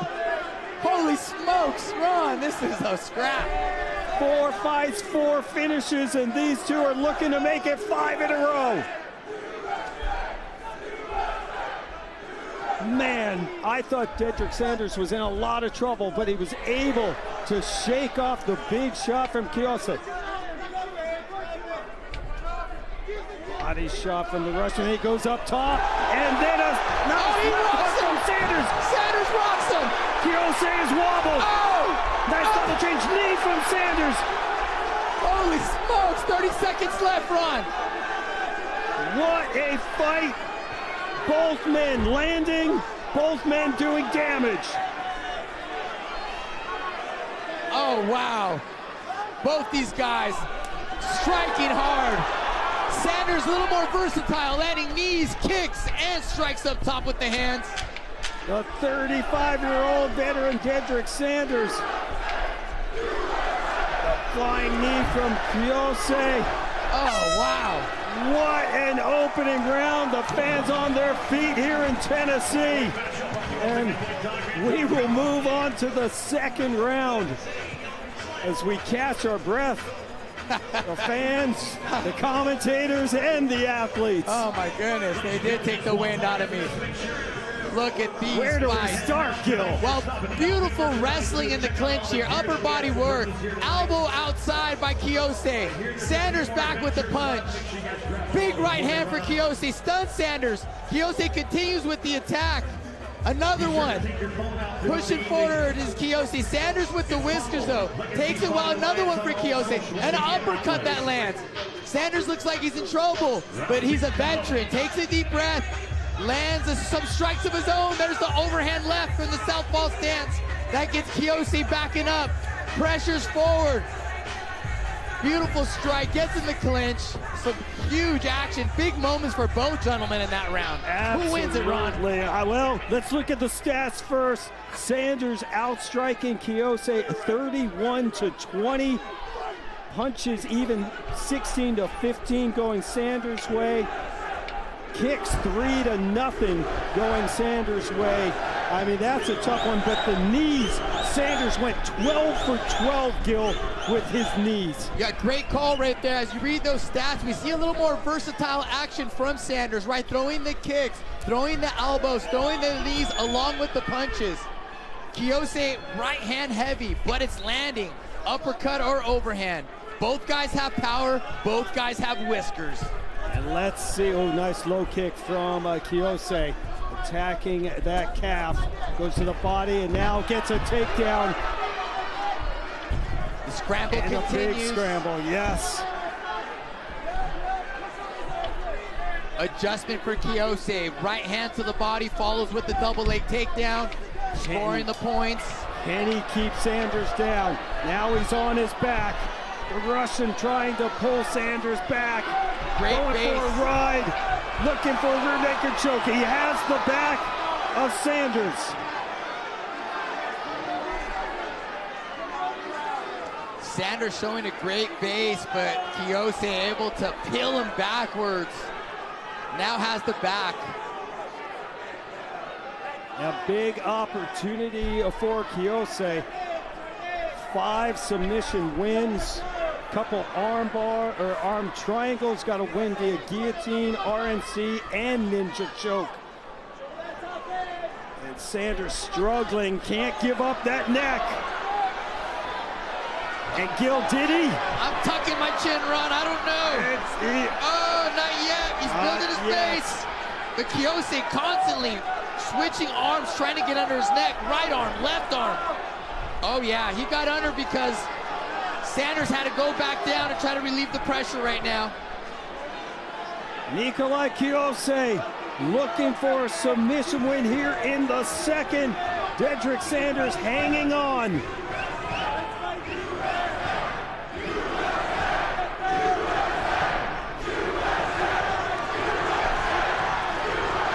Fans cheering on local Nashville, Tennessee's Derrick Sanders. But he is not out of trouble yet, just past the midway point of the second round. Wow, Sanders trying to build his base. He's so strong, but Kiosse. Look at this. Whoa. Sanders on his feet. Kiosse still on his back. I mean, and he is working hard to get that choke. At what point does he let go? That would be a big victory for Sanders. Sanders almost free here. Has one hook out. It's about to face him. He's out, Ron. And the fans appreciate it. Derrick Sanders hanging on. And immediately clinches and tries to throw the knees. What a fight. Sanders struggling, taking his time. And you wonder about the gas tank for the Russian now. Well, they're both leaving. Oh, catches the knee. Sanders plants Kiosse on his back. Beautiful timing and veteran work of Sanders to time that. Sanders, the black belt, and BJJ has an opportunity, Gil. He's attacking the neck. Dropping some strikes. Oh, pulls the knee, almost need him in the head. Be unstoppable is right, Derrick Sanders. Holy smokes. 1 minute to go. Standing arm triangle attempt. Sanders needs some strikes to gain a head on the round. I think Kiosse is ahead with the rear naked choke attempts and the control. 44 seconds for Sanders to steal the round. If he could do some damage, maybe another takedown, absolutely. Some big Sanders punches. Could steal the round. Well said, Gil. 30 seconds to go in this second round. Incredible action in the LFA lightweight division. Sneaky elbow from Sanders.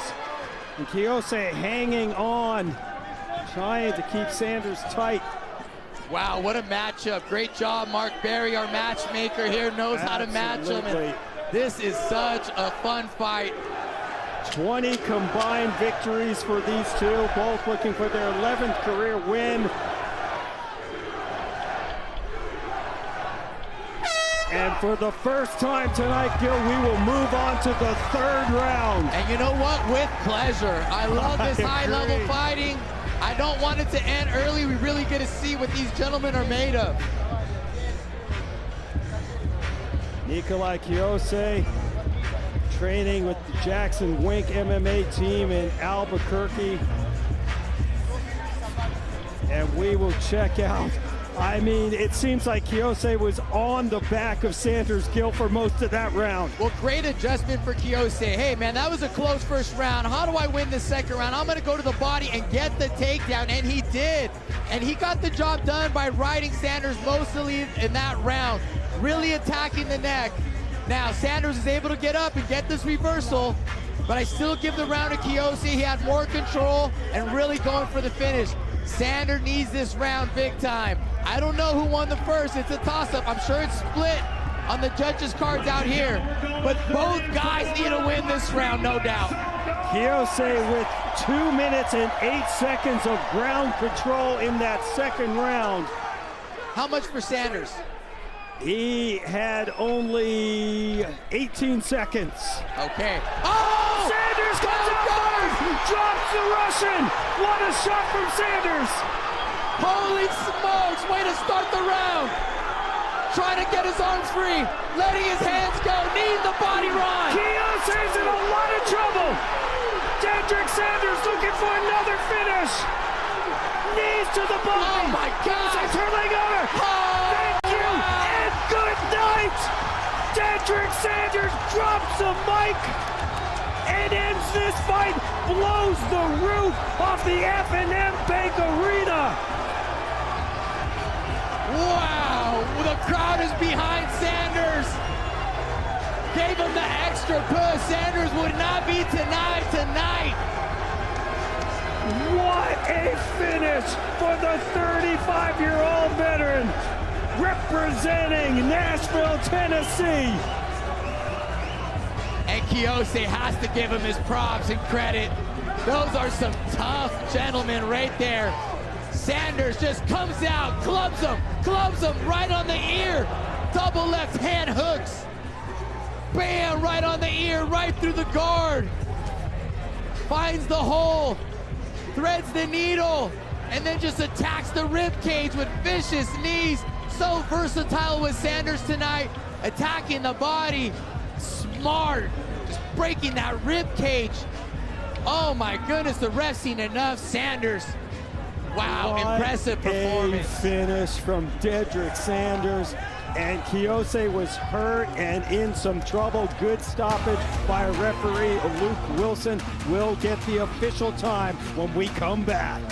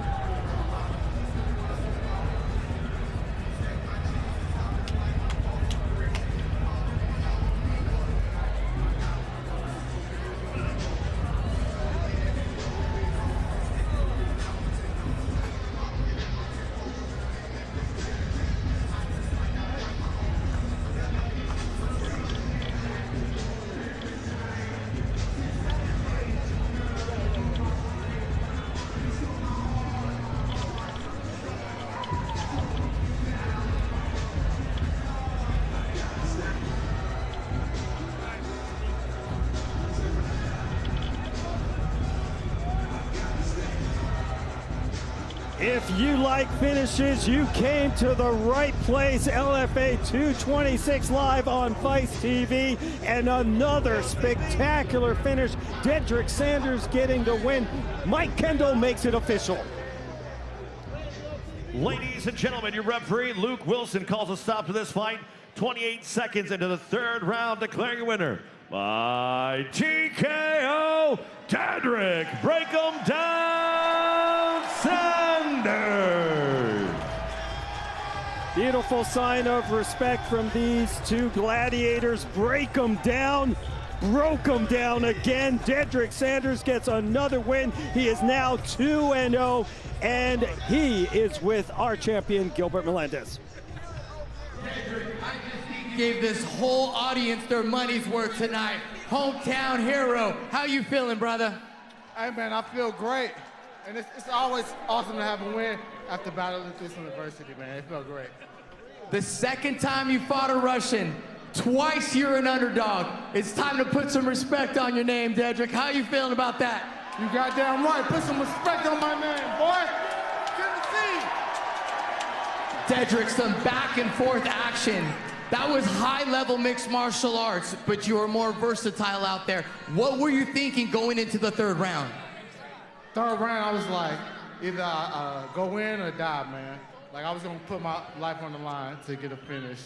Well, you did that. You blasted forward, 2 overhand rights, put him down, went for the kill, vicious body shots. What do you want next in your career, Derrick? Like I always say, I want to get to that next level, man. Am I proving it now? Like, I can compete with these guys, man. Come on. Derrick, that was high-level mixed martial arts.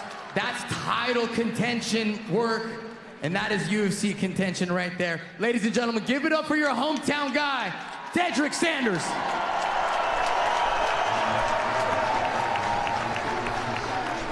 11th career win for Nashville, Tennessee's Derrick Sanders.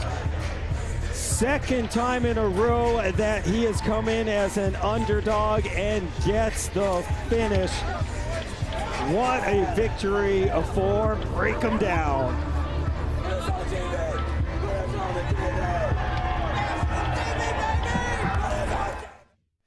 We have reached the LFA 226 marquee fight of the night. The middleweight strap is up for grabs when the champion from Ukraine, David Alaferdia, puts his belt on the line for the first time and goes for his 8th consecutive victory.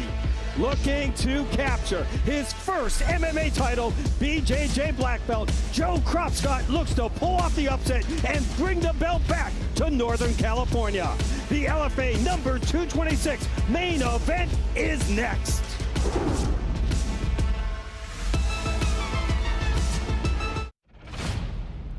On February 27th, 2 submission specialists collide to shake up the LFA bantamweight division. He said he was going to get his choke all to it. It's a ninja choke. Was he calling this the whole time? Oh, overhand right. Oh.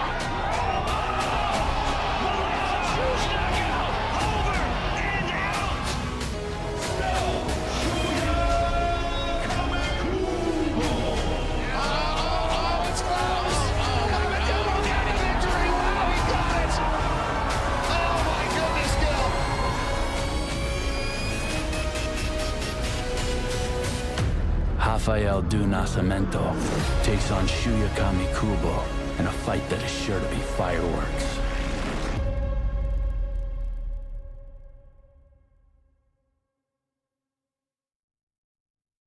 People always say, well, why should we watch the LFA? Why you should watch the LFA? If you're a fight fan, the great thing about the LFA, you know you're going to see good fights.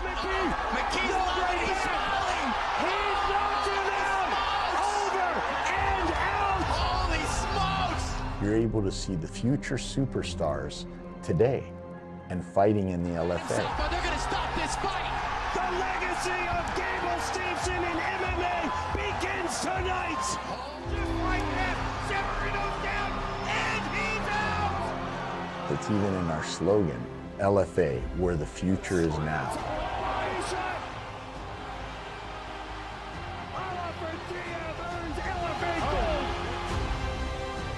Look at the list of athletes that have gone through the LFA and have had success in their career. And nothing makes me happier than seeing their success.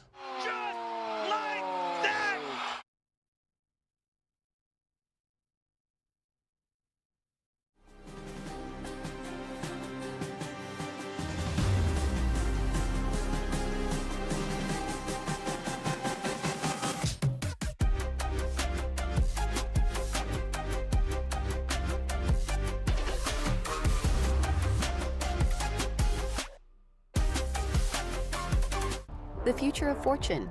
The edge of exhilaration. At DimeBit.com, the odds are rewritten, the stakes are redefined, and the thrill is unparalleled. Not just a game, a revolution in motion. Imagine a world where every wager is a step closer to the ultimate prize. When the world plays safe, you play smart. DimeBit.com, casino, sportsbook, your playground of possibilities. It's engineered adrenaline, push past the boundaries, defy expectations.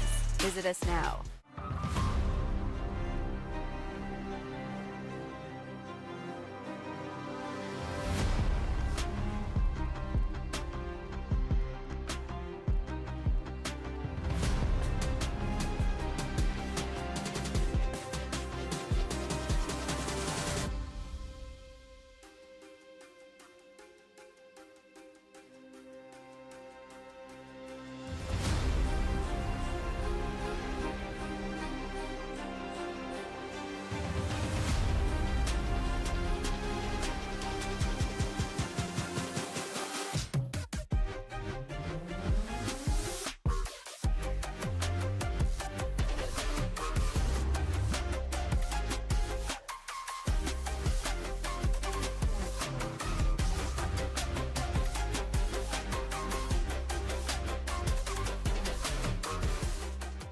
Maybe not today, maybe not tomorrow, and maybe not the next month. I will be champion one day, I promise. I promise. Hey, what's up guys? This is Brandon Moreno and I'm so happy to announce my introduction to OnlyFans. It's time to get naked. Nah, I'm just kidding.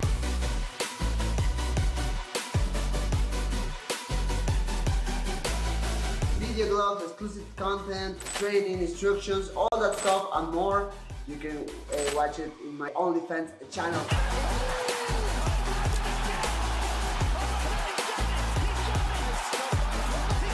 So guys, subscribe and see you there. Let's go.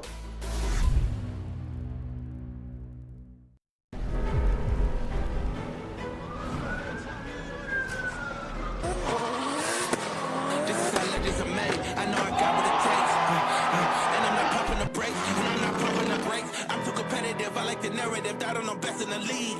Who you comparing with? That is infinitive. Top of the throne in his knee. How you moving so in the speed? I just been bringing the heat. I just been bringing the fire.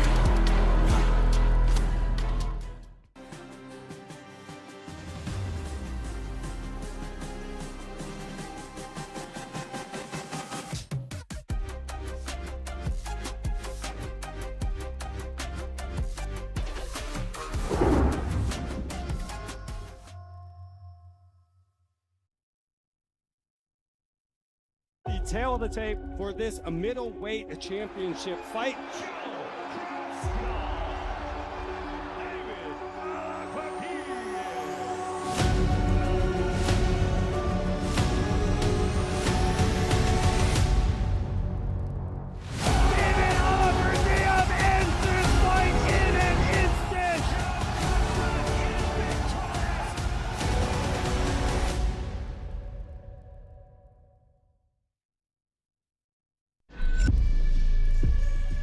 Back in Clarksville, Tennessee, and the F&M Bank Arena for LFA number 226.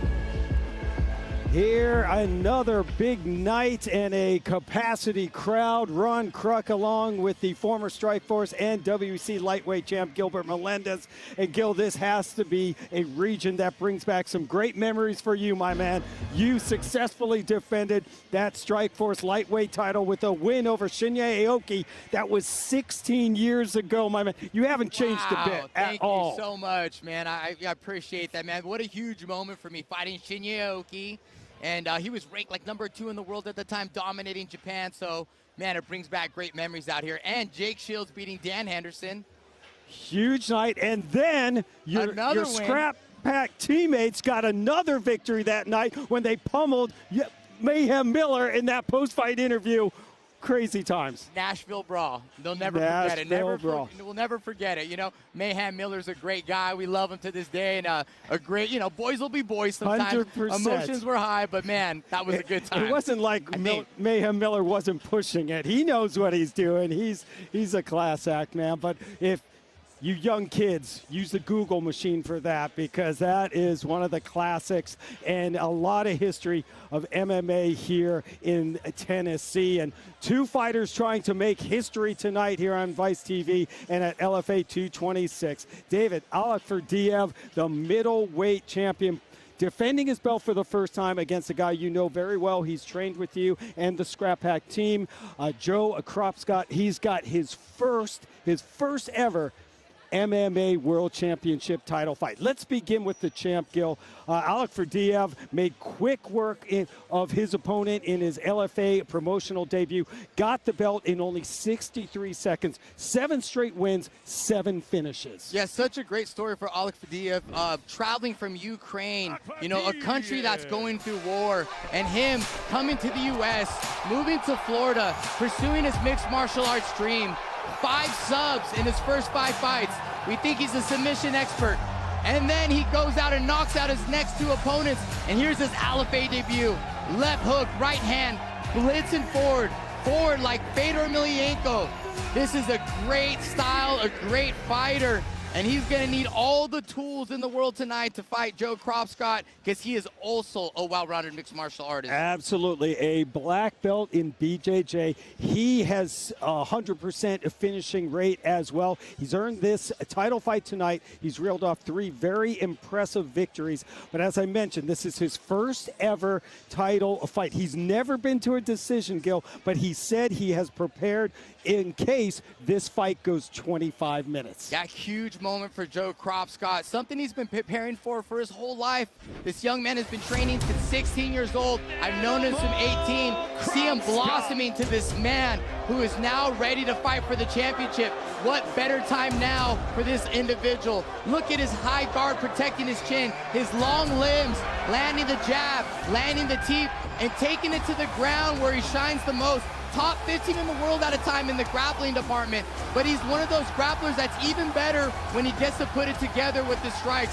To see this young man make it to this point in his journey, both these gentlemen fighting for the LFA champion. One's a champ, one's fighting for it. What an accomplishment. And the journey will continue for the winner, maybe to the next level. And even just a great performance from both guys says a lot. Huge title fight tonight. Very well said, because winning the LFA middleweight title has acted like a springboard to the next level. Current UFC fighters that have won the title in our octagon include Eric Anders, Brendan Allen, and Anthony Hernandez. Could tonight's winner be next? That is the main event. The LFA middleweight strap is on the line. There are your closing odds. Coming in from DimeBit, the official casino and sportsbook of the LFA, the champion, David Alakferdiev, a big -370 favorite, but a very live underdog, Joe Kropschot, who knows how to finish a fight, coming in at +250. The LFA 185-pound strap is on the line. The middleweight championship hangs in the balance as 2 of the sport's fastest rising prospects collide in Clarksville, Tennessee. Champion David Alakferdiev returns to defend his crown after a statement-making finish last August. A world-tested fighter who escaped war-torn Ukraine, Alakferdiev carries more than just a bout into the cage. He carries purpose, with global experience and a relentless finishing instinct. The champion is hunting history as he looks to become a 2-time LFA title holder. But standing across from him is the dangerous challenger, Joe Kropschot. The pride of Northern California found MMA and turned struggle into discipline. A decorated Brazilian Jiu-Jitsu specialist with a killer instinct on the mat, Kropschot has been on a roll and is ready to take over the division. Both men have a 100% finishing rate. No excuses, no judges. Pure chaos in the LFA octagon. Let's get ready for this LFA middleweight championship.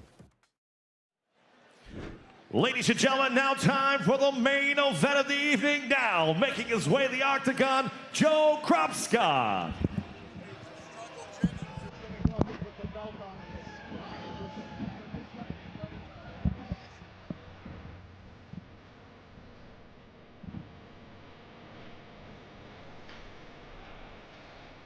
Riding a 3-fight win streak, as we've said, boasting a 100% finishing rate, Northern California's Joe Kropschot going for his first professional title tonight. 100% finishing rate, 2 knockouts, 5 submission wins.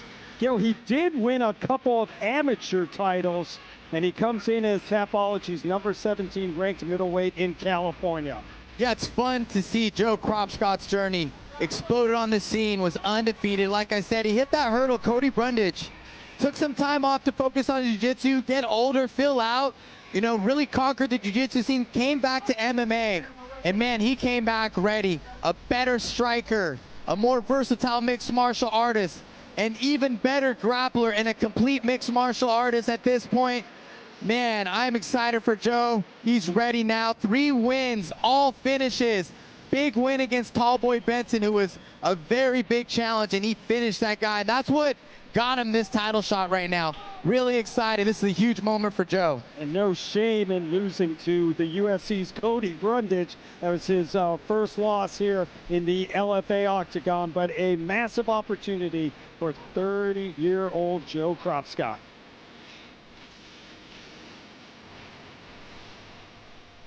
Now making his way to the octagon, the champion, David Alec.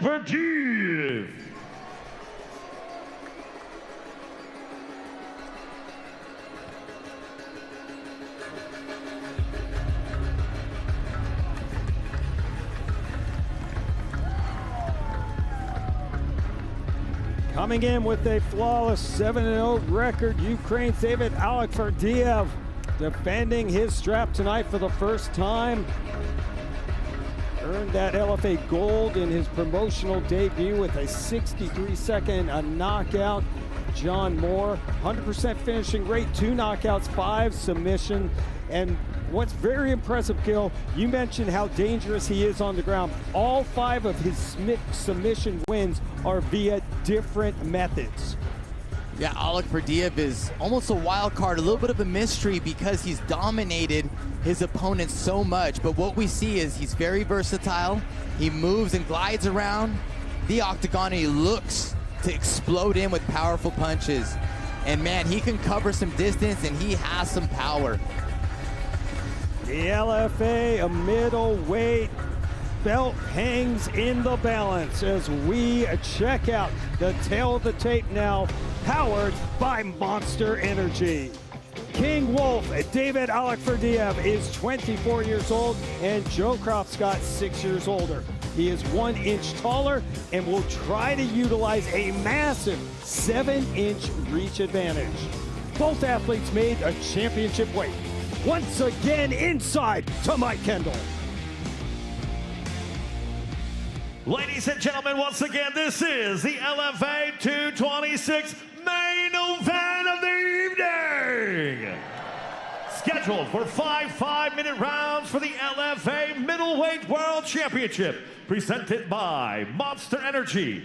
And now, for all those watching around the world tonight, and for those here in Clarksville, Tennessee, are you ready for war?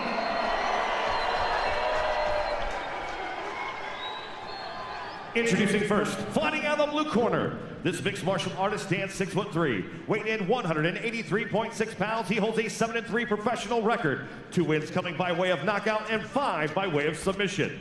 Representing Team Santos and Scrap Pack, fighting out of the Bay Area, California, Joe the Land Animal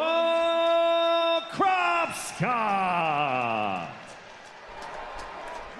His opponent across the octagon, fighting out of the red corner, is a world champion in combat sambo, standing 6'2", weighing in 184.6 pounds. He holds a 7-0 professional record. 2 wins coming by way of knockout and 5 by way of submission. Representing Kill Cliff FC, fighting out of Odessa, Ukraine, he is the reigning, defending LFA Middleweight World Champion, David King Wolf Alek. Your referee in charge of the main event, Eric McMahon.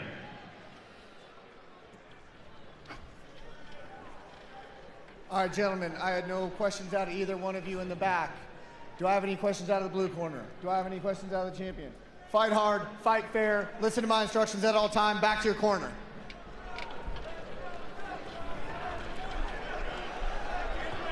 Kayla and Bailey getting us ready for this World Championship title fight. Scheduled for 5-minute rounds, the champion and the challenger. Joe Kropschot, first ever MMA title fight.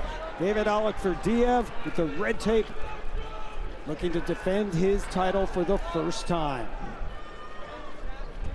Both gentlemen bouncing on their feet, holding the center of the octagon.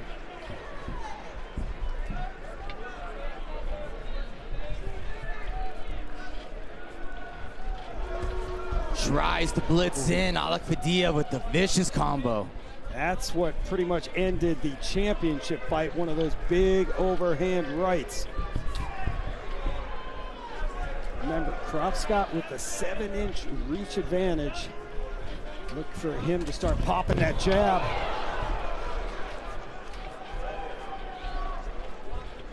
He felt, Kropschot was very, very confident coming into this fight. He felt that Alec Fadilla has not been tested, that he's also fought lesser competition.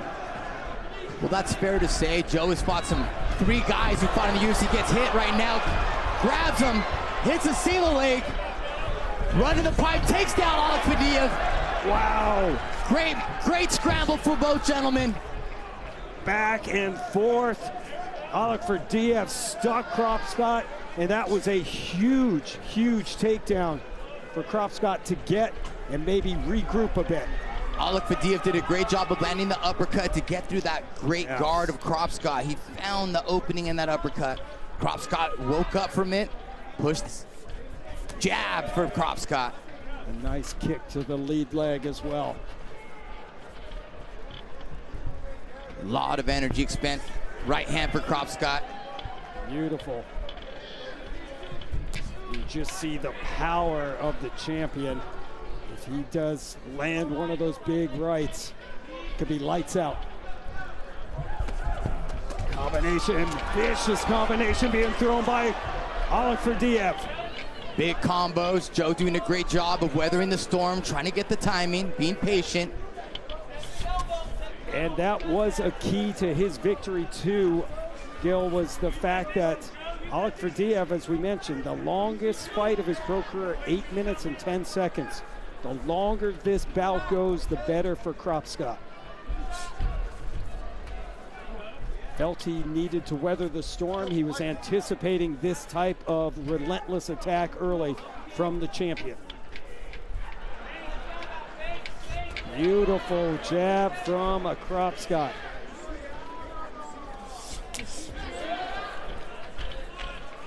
You know, I'm on the edge of my seat right here. High-level guys. Alec Fadilla throwing with some big, powerful combos. Joe courageous, standing in the chaos, blocking, trying to get the time. He knows he has to weather this storm in order to have success. And so far, so good. Low kick from the champ. Big kick. Starting to attack. Oh, shoot. Big shot drops. Kropschot. Kropschot attacking the legs.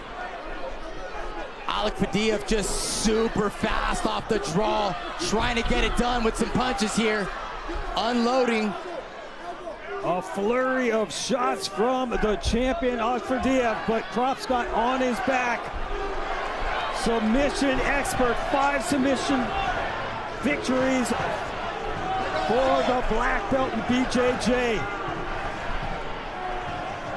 Gil, what's Joe trying to do here? Well, he's doing a rubber guard here. He has the high guard trying to set up a triangle, but also just wrapping up Alec Fadilla right now. Could be a triangle, posturing up, back on their feet, trying to unload. Joe tries to clinch. Combinations, wicked shots now from the champion. Kropschot keeps wiping his eye. Not sure if he took a finger to the eye, but Alec Fadilla, oh, there's the cut under the left eye. Joe hanging tough. Alec Fadilla wants to wrap up the fight. Joe still in it, hanging strong. Under 30 to go, opening round. Another low kick to the calf from Alec Fadilla. Alec Fadilla trying to point. Maybe a little tired, is he? Nice little uppercut from Kropschot. And time winding down. And the face of Joe Kropschot showing some damage now.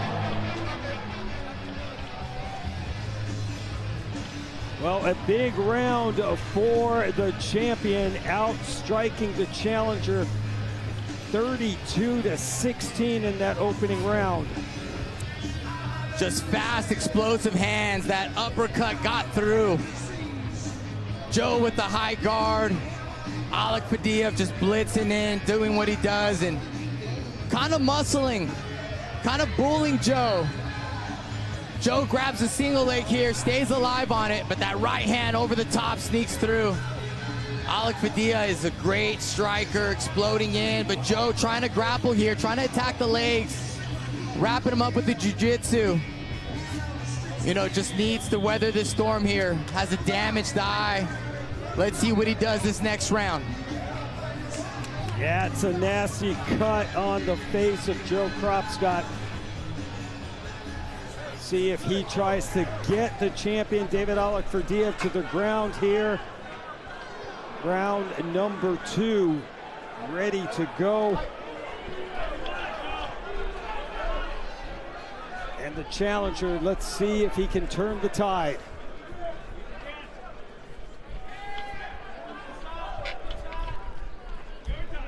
Alec Fadiev had a 45 seconds of ground control.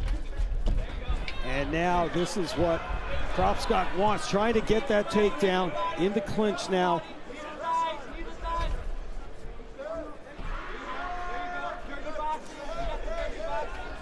And Alec Fadiev breaks away. Joe trying to make adjustments, trying to get it to the ground. Game plan was to weather the storm. Technically, he has weathered the storm, ate some punches along the way. Wanted to wait till the 3rd round to step on the gas. Looks like it's time now, though. Pushing forward. Yeah, punches his way in. Fighters clinch up again.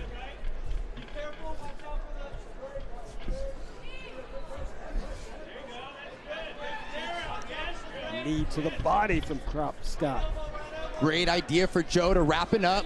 Try to get him tired in the grappling.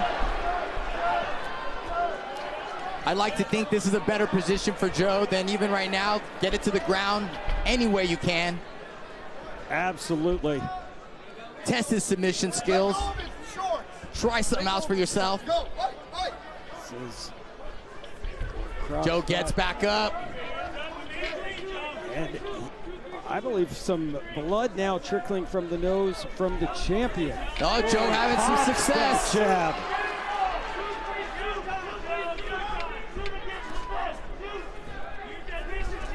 Oh, Joe lands a right hand of his own. Joe lands another. Kropschot's jabs finding the target now. Backing the champion up a bit. Holy Another smokes, jab. we're in a battle.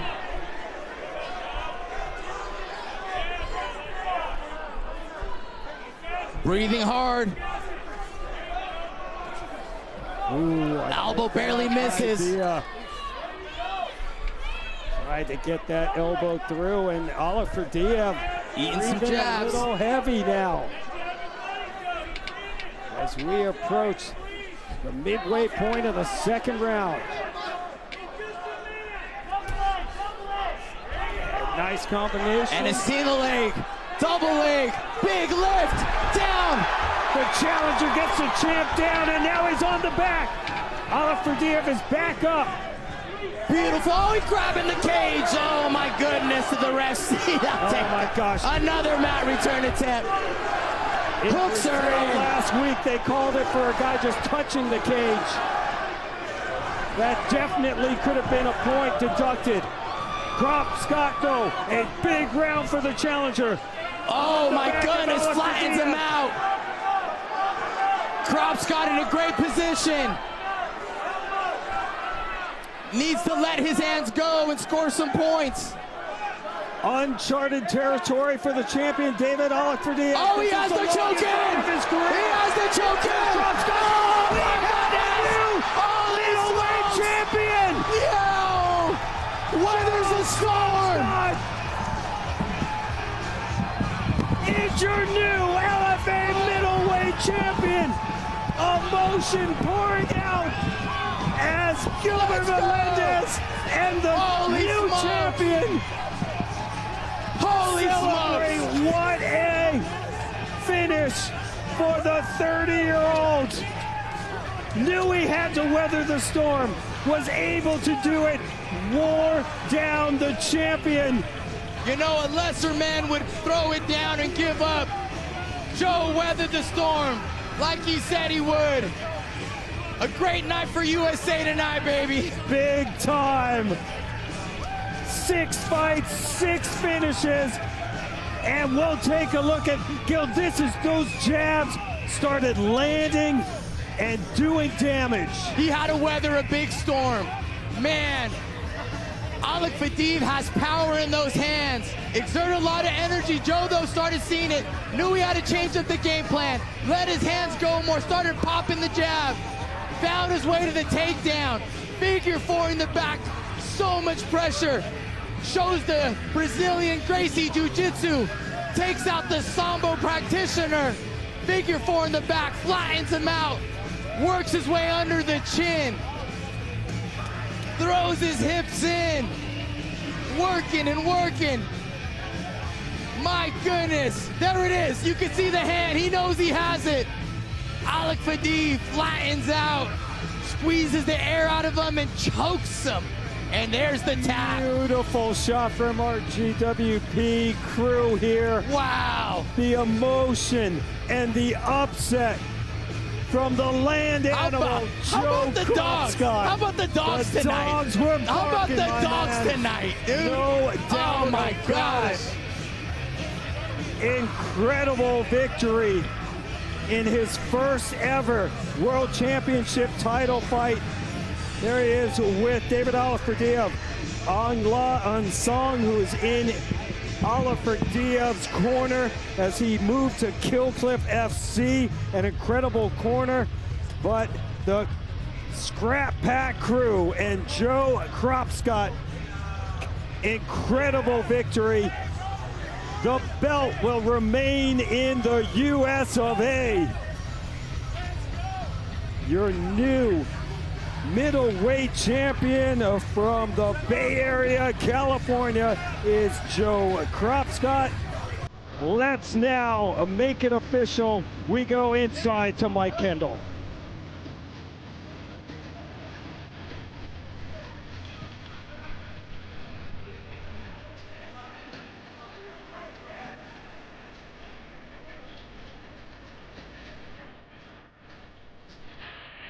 Ladies and gentlemen, your referee, Eric McMahon, calls a stop to this fight. 3 minutes, 24 seconds into the second round for your winner by tap out in a rear naked choke and new LFA Middleweight World Champion, Joe the Land Animal Kropschot. Your new champion, Northern California's Joe Kropschot, gets the belt from Struggle Jennings and LFA CEO Ed Suarez. Kropschot, the new middleweight champion. Big upset, and let the celebration with the Scrap Pack begin. There's Kropschot, and Gilbert Melendez has the interview. Ladies and gentlemen, we're here with your winner, Joe Kropschot. Joe, you are the new LFA champion. Tell us how you're feeling right now. Man, this has been a dream of mine since I was 14, be a world champion. I feel on top of the world. I took a little more damage than I wanted to, but I was ready to die in here tonight if I needed to. I know personally how hard you work for this moment. Your game plan was to weather the storm. You said, hey man, this guy's gonna come out with the furious pace, but it's unsustainable. Could you tell he was getting tired? Did you know that it was time to change gears and go after him? I thought he was getting a little tired at the end of the first, and I was hurting too, but I just knew I'm not quitting, and one of us is gonna break, and it wasn't me today. You got stronger and stronger as we went on in that fight, landing your jabs and ultimately the double leg. Did you know you had that choke once you got the hooks in? I think I got the best rear naked in the middleweight division and here or the UFC, so yeah, I'm confident.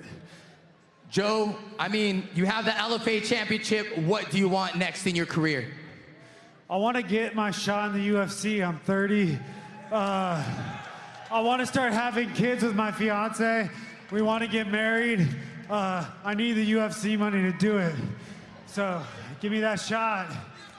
Joe Kropschot, amazing job. You are the new 185-pound LFA championship. Give it up for him, ladies and gentlemen.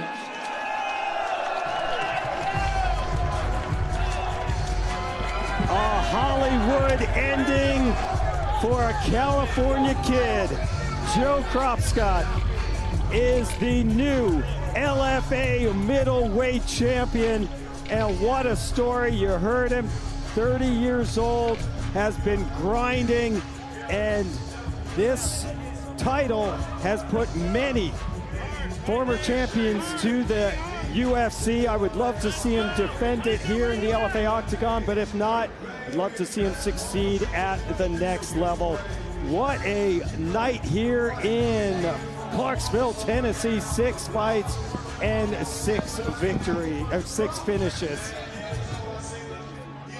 That's gonna take us to the Brunt Workwear Hard Work moment of the night.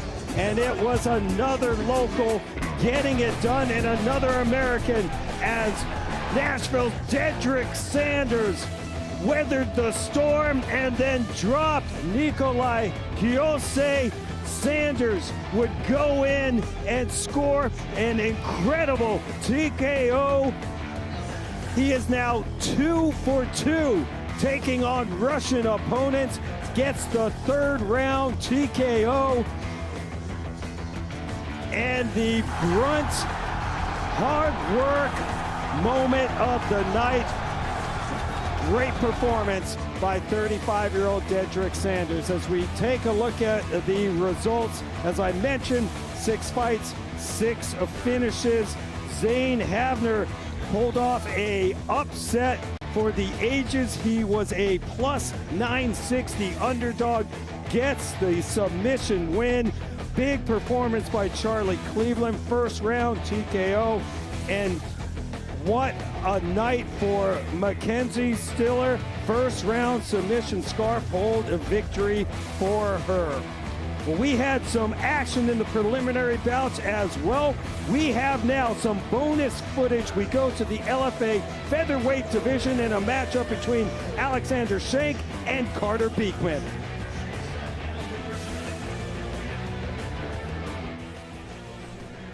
Gentlemen, we went over the instructions in the back. Obey my commands at all times. Touch gloves now if you want to. Come out and be ready to fight. After a busy 2025 in which he fought 4 times between MMA and dirty boxing, Clarksville's own Alexander Shank, he looks to notch his 1st win in front of the hometown fans. And Carter Beekman with the blue tape coming off his 1st submission win in his LFA debut in October. He's going for his 4th consecutive win. Both these men coming out a furious pace to set this off, and Alexander Shank gets the low kick and puts Beekman on his butt. And now back and forth in the clinch. Carter Beekman, 2 wins via knockout, 1 submission, 1 decision. And Alexander Shank, 2 knockouts and 4 decisions. Beekman is pressing forward, throwing the big hands, looking to get the clinch and land some knees. Shank obliging, holding his ground, trying to land a punch during the exchanges. But man, Beekman is just getting after it. Has to be careful with leaving his chin out there. Yeah, furious pace to start the opening round. LFA featherweight division. Beekman fighting with confidence though. Might have took a body shot there, but just pressing forward on Shank. Shank staying composed. Shank loves to throw those kicks and teeps. You saw him go to the head already. Now attacking that lead leg. Really like Beekman's MMA style. This is not normal for boxing to let your hands go that way because they can block a little easier. But in MMA, you can get close forehead to forehead and let those hands go. And it gets through these gloves, through these forearms, through these arms. It's a little bit easier to land that big punch, big barrage of punches. And Shank got the low blow on Carter Beekman. He will take as much time as he needs to regroup. Make sure you're following the LFA on all social media platforms at LFA Fighting. Alexander Shank, pretty boy, says, I'm sorry about that low blow. Carter Beekman, representing Scrapyard MMA, originally from Tennessee, now fighting out of Georgia. I like that name, Scrapyard. Scrapyard, yeah. Sounds familiar, doesn't it? Beekman right back on the pressure, marching forward.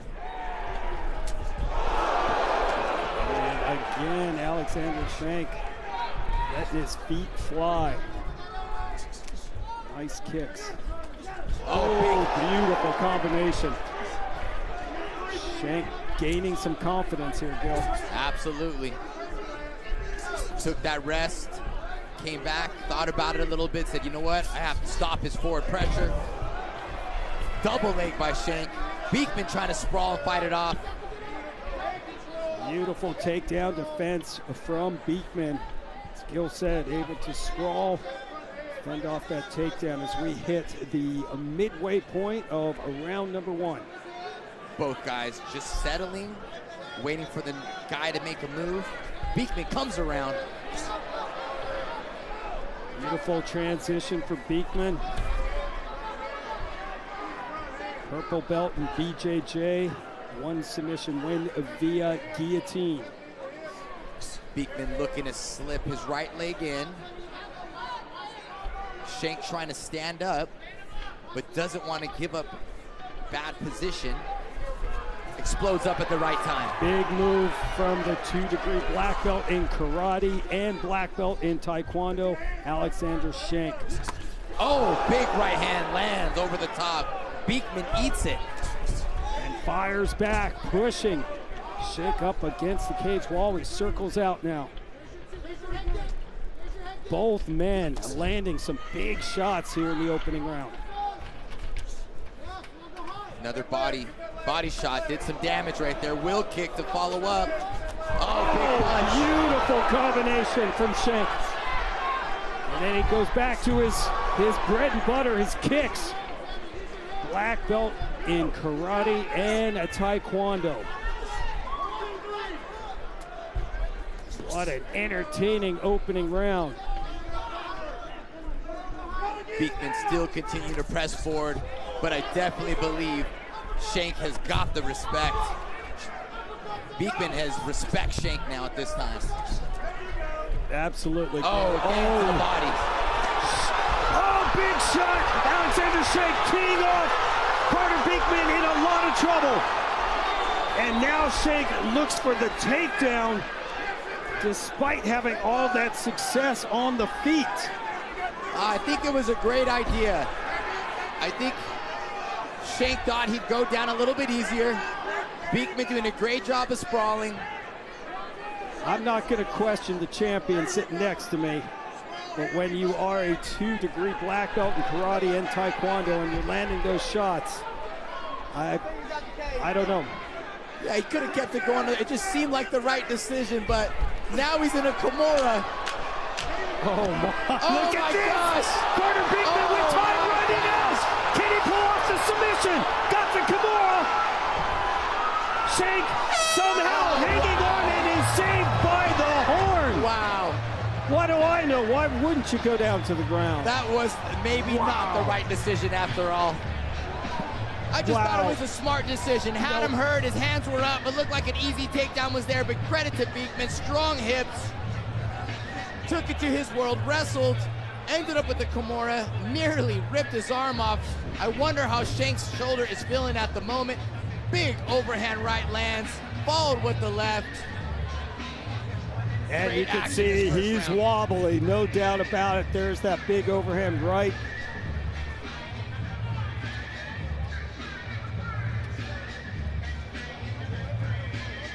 Big left hook, right hand. Beekman has to respect that one. Textbook, yeah. Another teep to the body. I really think those body shots by Shank really helped out. Keep attacking the body, especially with someone like Beekman. He's such a pressure fighter, such a terminator, has the whiskers up top. But man, that body work is really paying off. Without a doubt, great crowd here at the FNM Bank Arena in Clarksville, Tennessee. You're watching the LFA 226 preliminary bouts. The LFA Fight Network on YouTube and Spectation Sports. And right away, Alexander Shank He comes out with a combination, beautiful hook. And Beekman punches his way in, but it's Shank on the back of Beekman now. These guys are getting after it tonight. Without a doubt. High level in the LFA featherweight division. Shank looking for his first win in the LFA octagon, and Beekman looking to go to 2-0 in the promotion. Couple knees from Shank. Reset, center of the octagon, and Beekman pushes Shank back. Right in front of us, Gil. What a tank is Beekman, just pressing forward, super durable. Oh, nice body shot from Shank. And Beekman comes back. Combination upstairs and to the body. Wow. Crazy volume being thrown in this fight.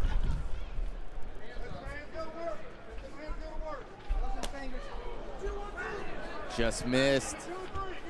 Shank trying to be more calculated here. He's landed some really good shots right on the money, but Beekman with the chin. Most success for Shank is the body work. That's the best way to stop Beekman at this time. Absolutely. Once the body's hurt, then he goes back up top. That was the most success. Fantastic kicks by Shank. I feel like kicks drain you quite a bit, though. It's good defense right now by Carter Beekman, too. Attacks and able to block some of those kicks from the karate and taekwondo specialist, Shank. 3 minutes to go, round 2. What a great matchup. Two different styles, but putting on a great match. Level change by Shank. That was slick. Beautiful level change. Looking for the takedown, but we saw Carter Beekman showing some nice takedown defense earlier. Can he do it again? Heavy hips is Beekman. Now he's attacking the neck. Yes, has a victory via guillotine. Let's see if he goes back. Look, he's attacking the Kimura again. He had success with it. Looking to lock it up. I love that. Look at that. Right back Shank to trying it. to keep his hands locked as Beekman trying to pull, and he gets the arm out, Gil. Trying for another Kimura. And a lot of time to operate. Did you notice how I didn't say it was a good idea for a takedown this second time around? Ron, you have a good point. Every so often. 2 minutes to go, and that was a nice elbow to the side of the head from Beekman. And Beekman just showing a very good takedown defense, but using submission as a form of takedown defense. Shank here did show in the first round he was able to neutralize the back take and get back to his feet. He's calculated, he's patient, he's looking for the right time.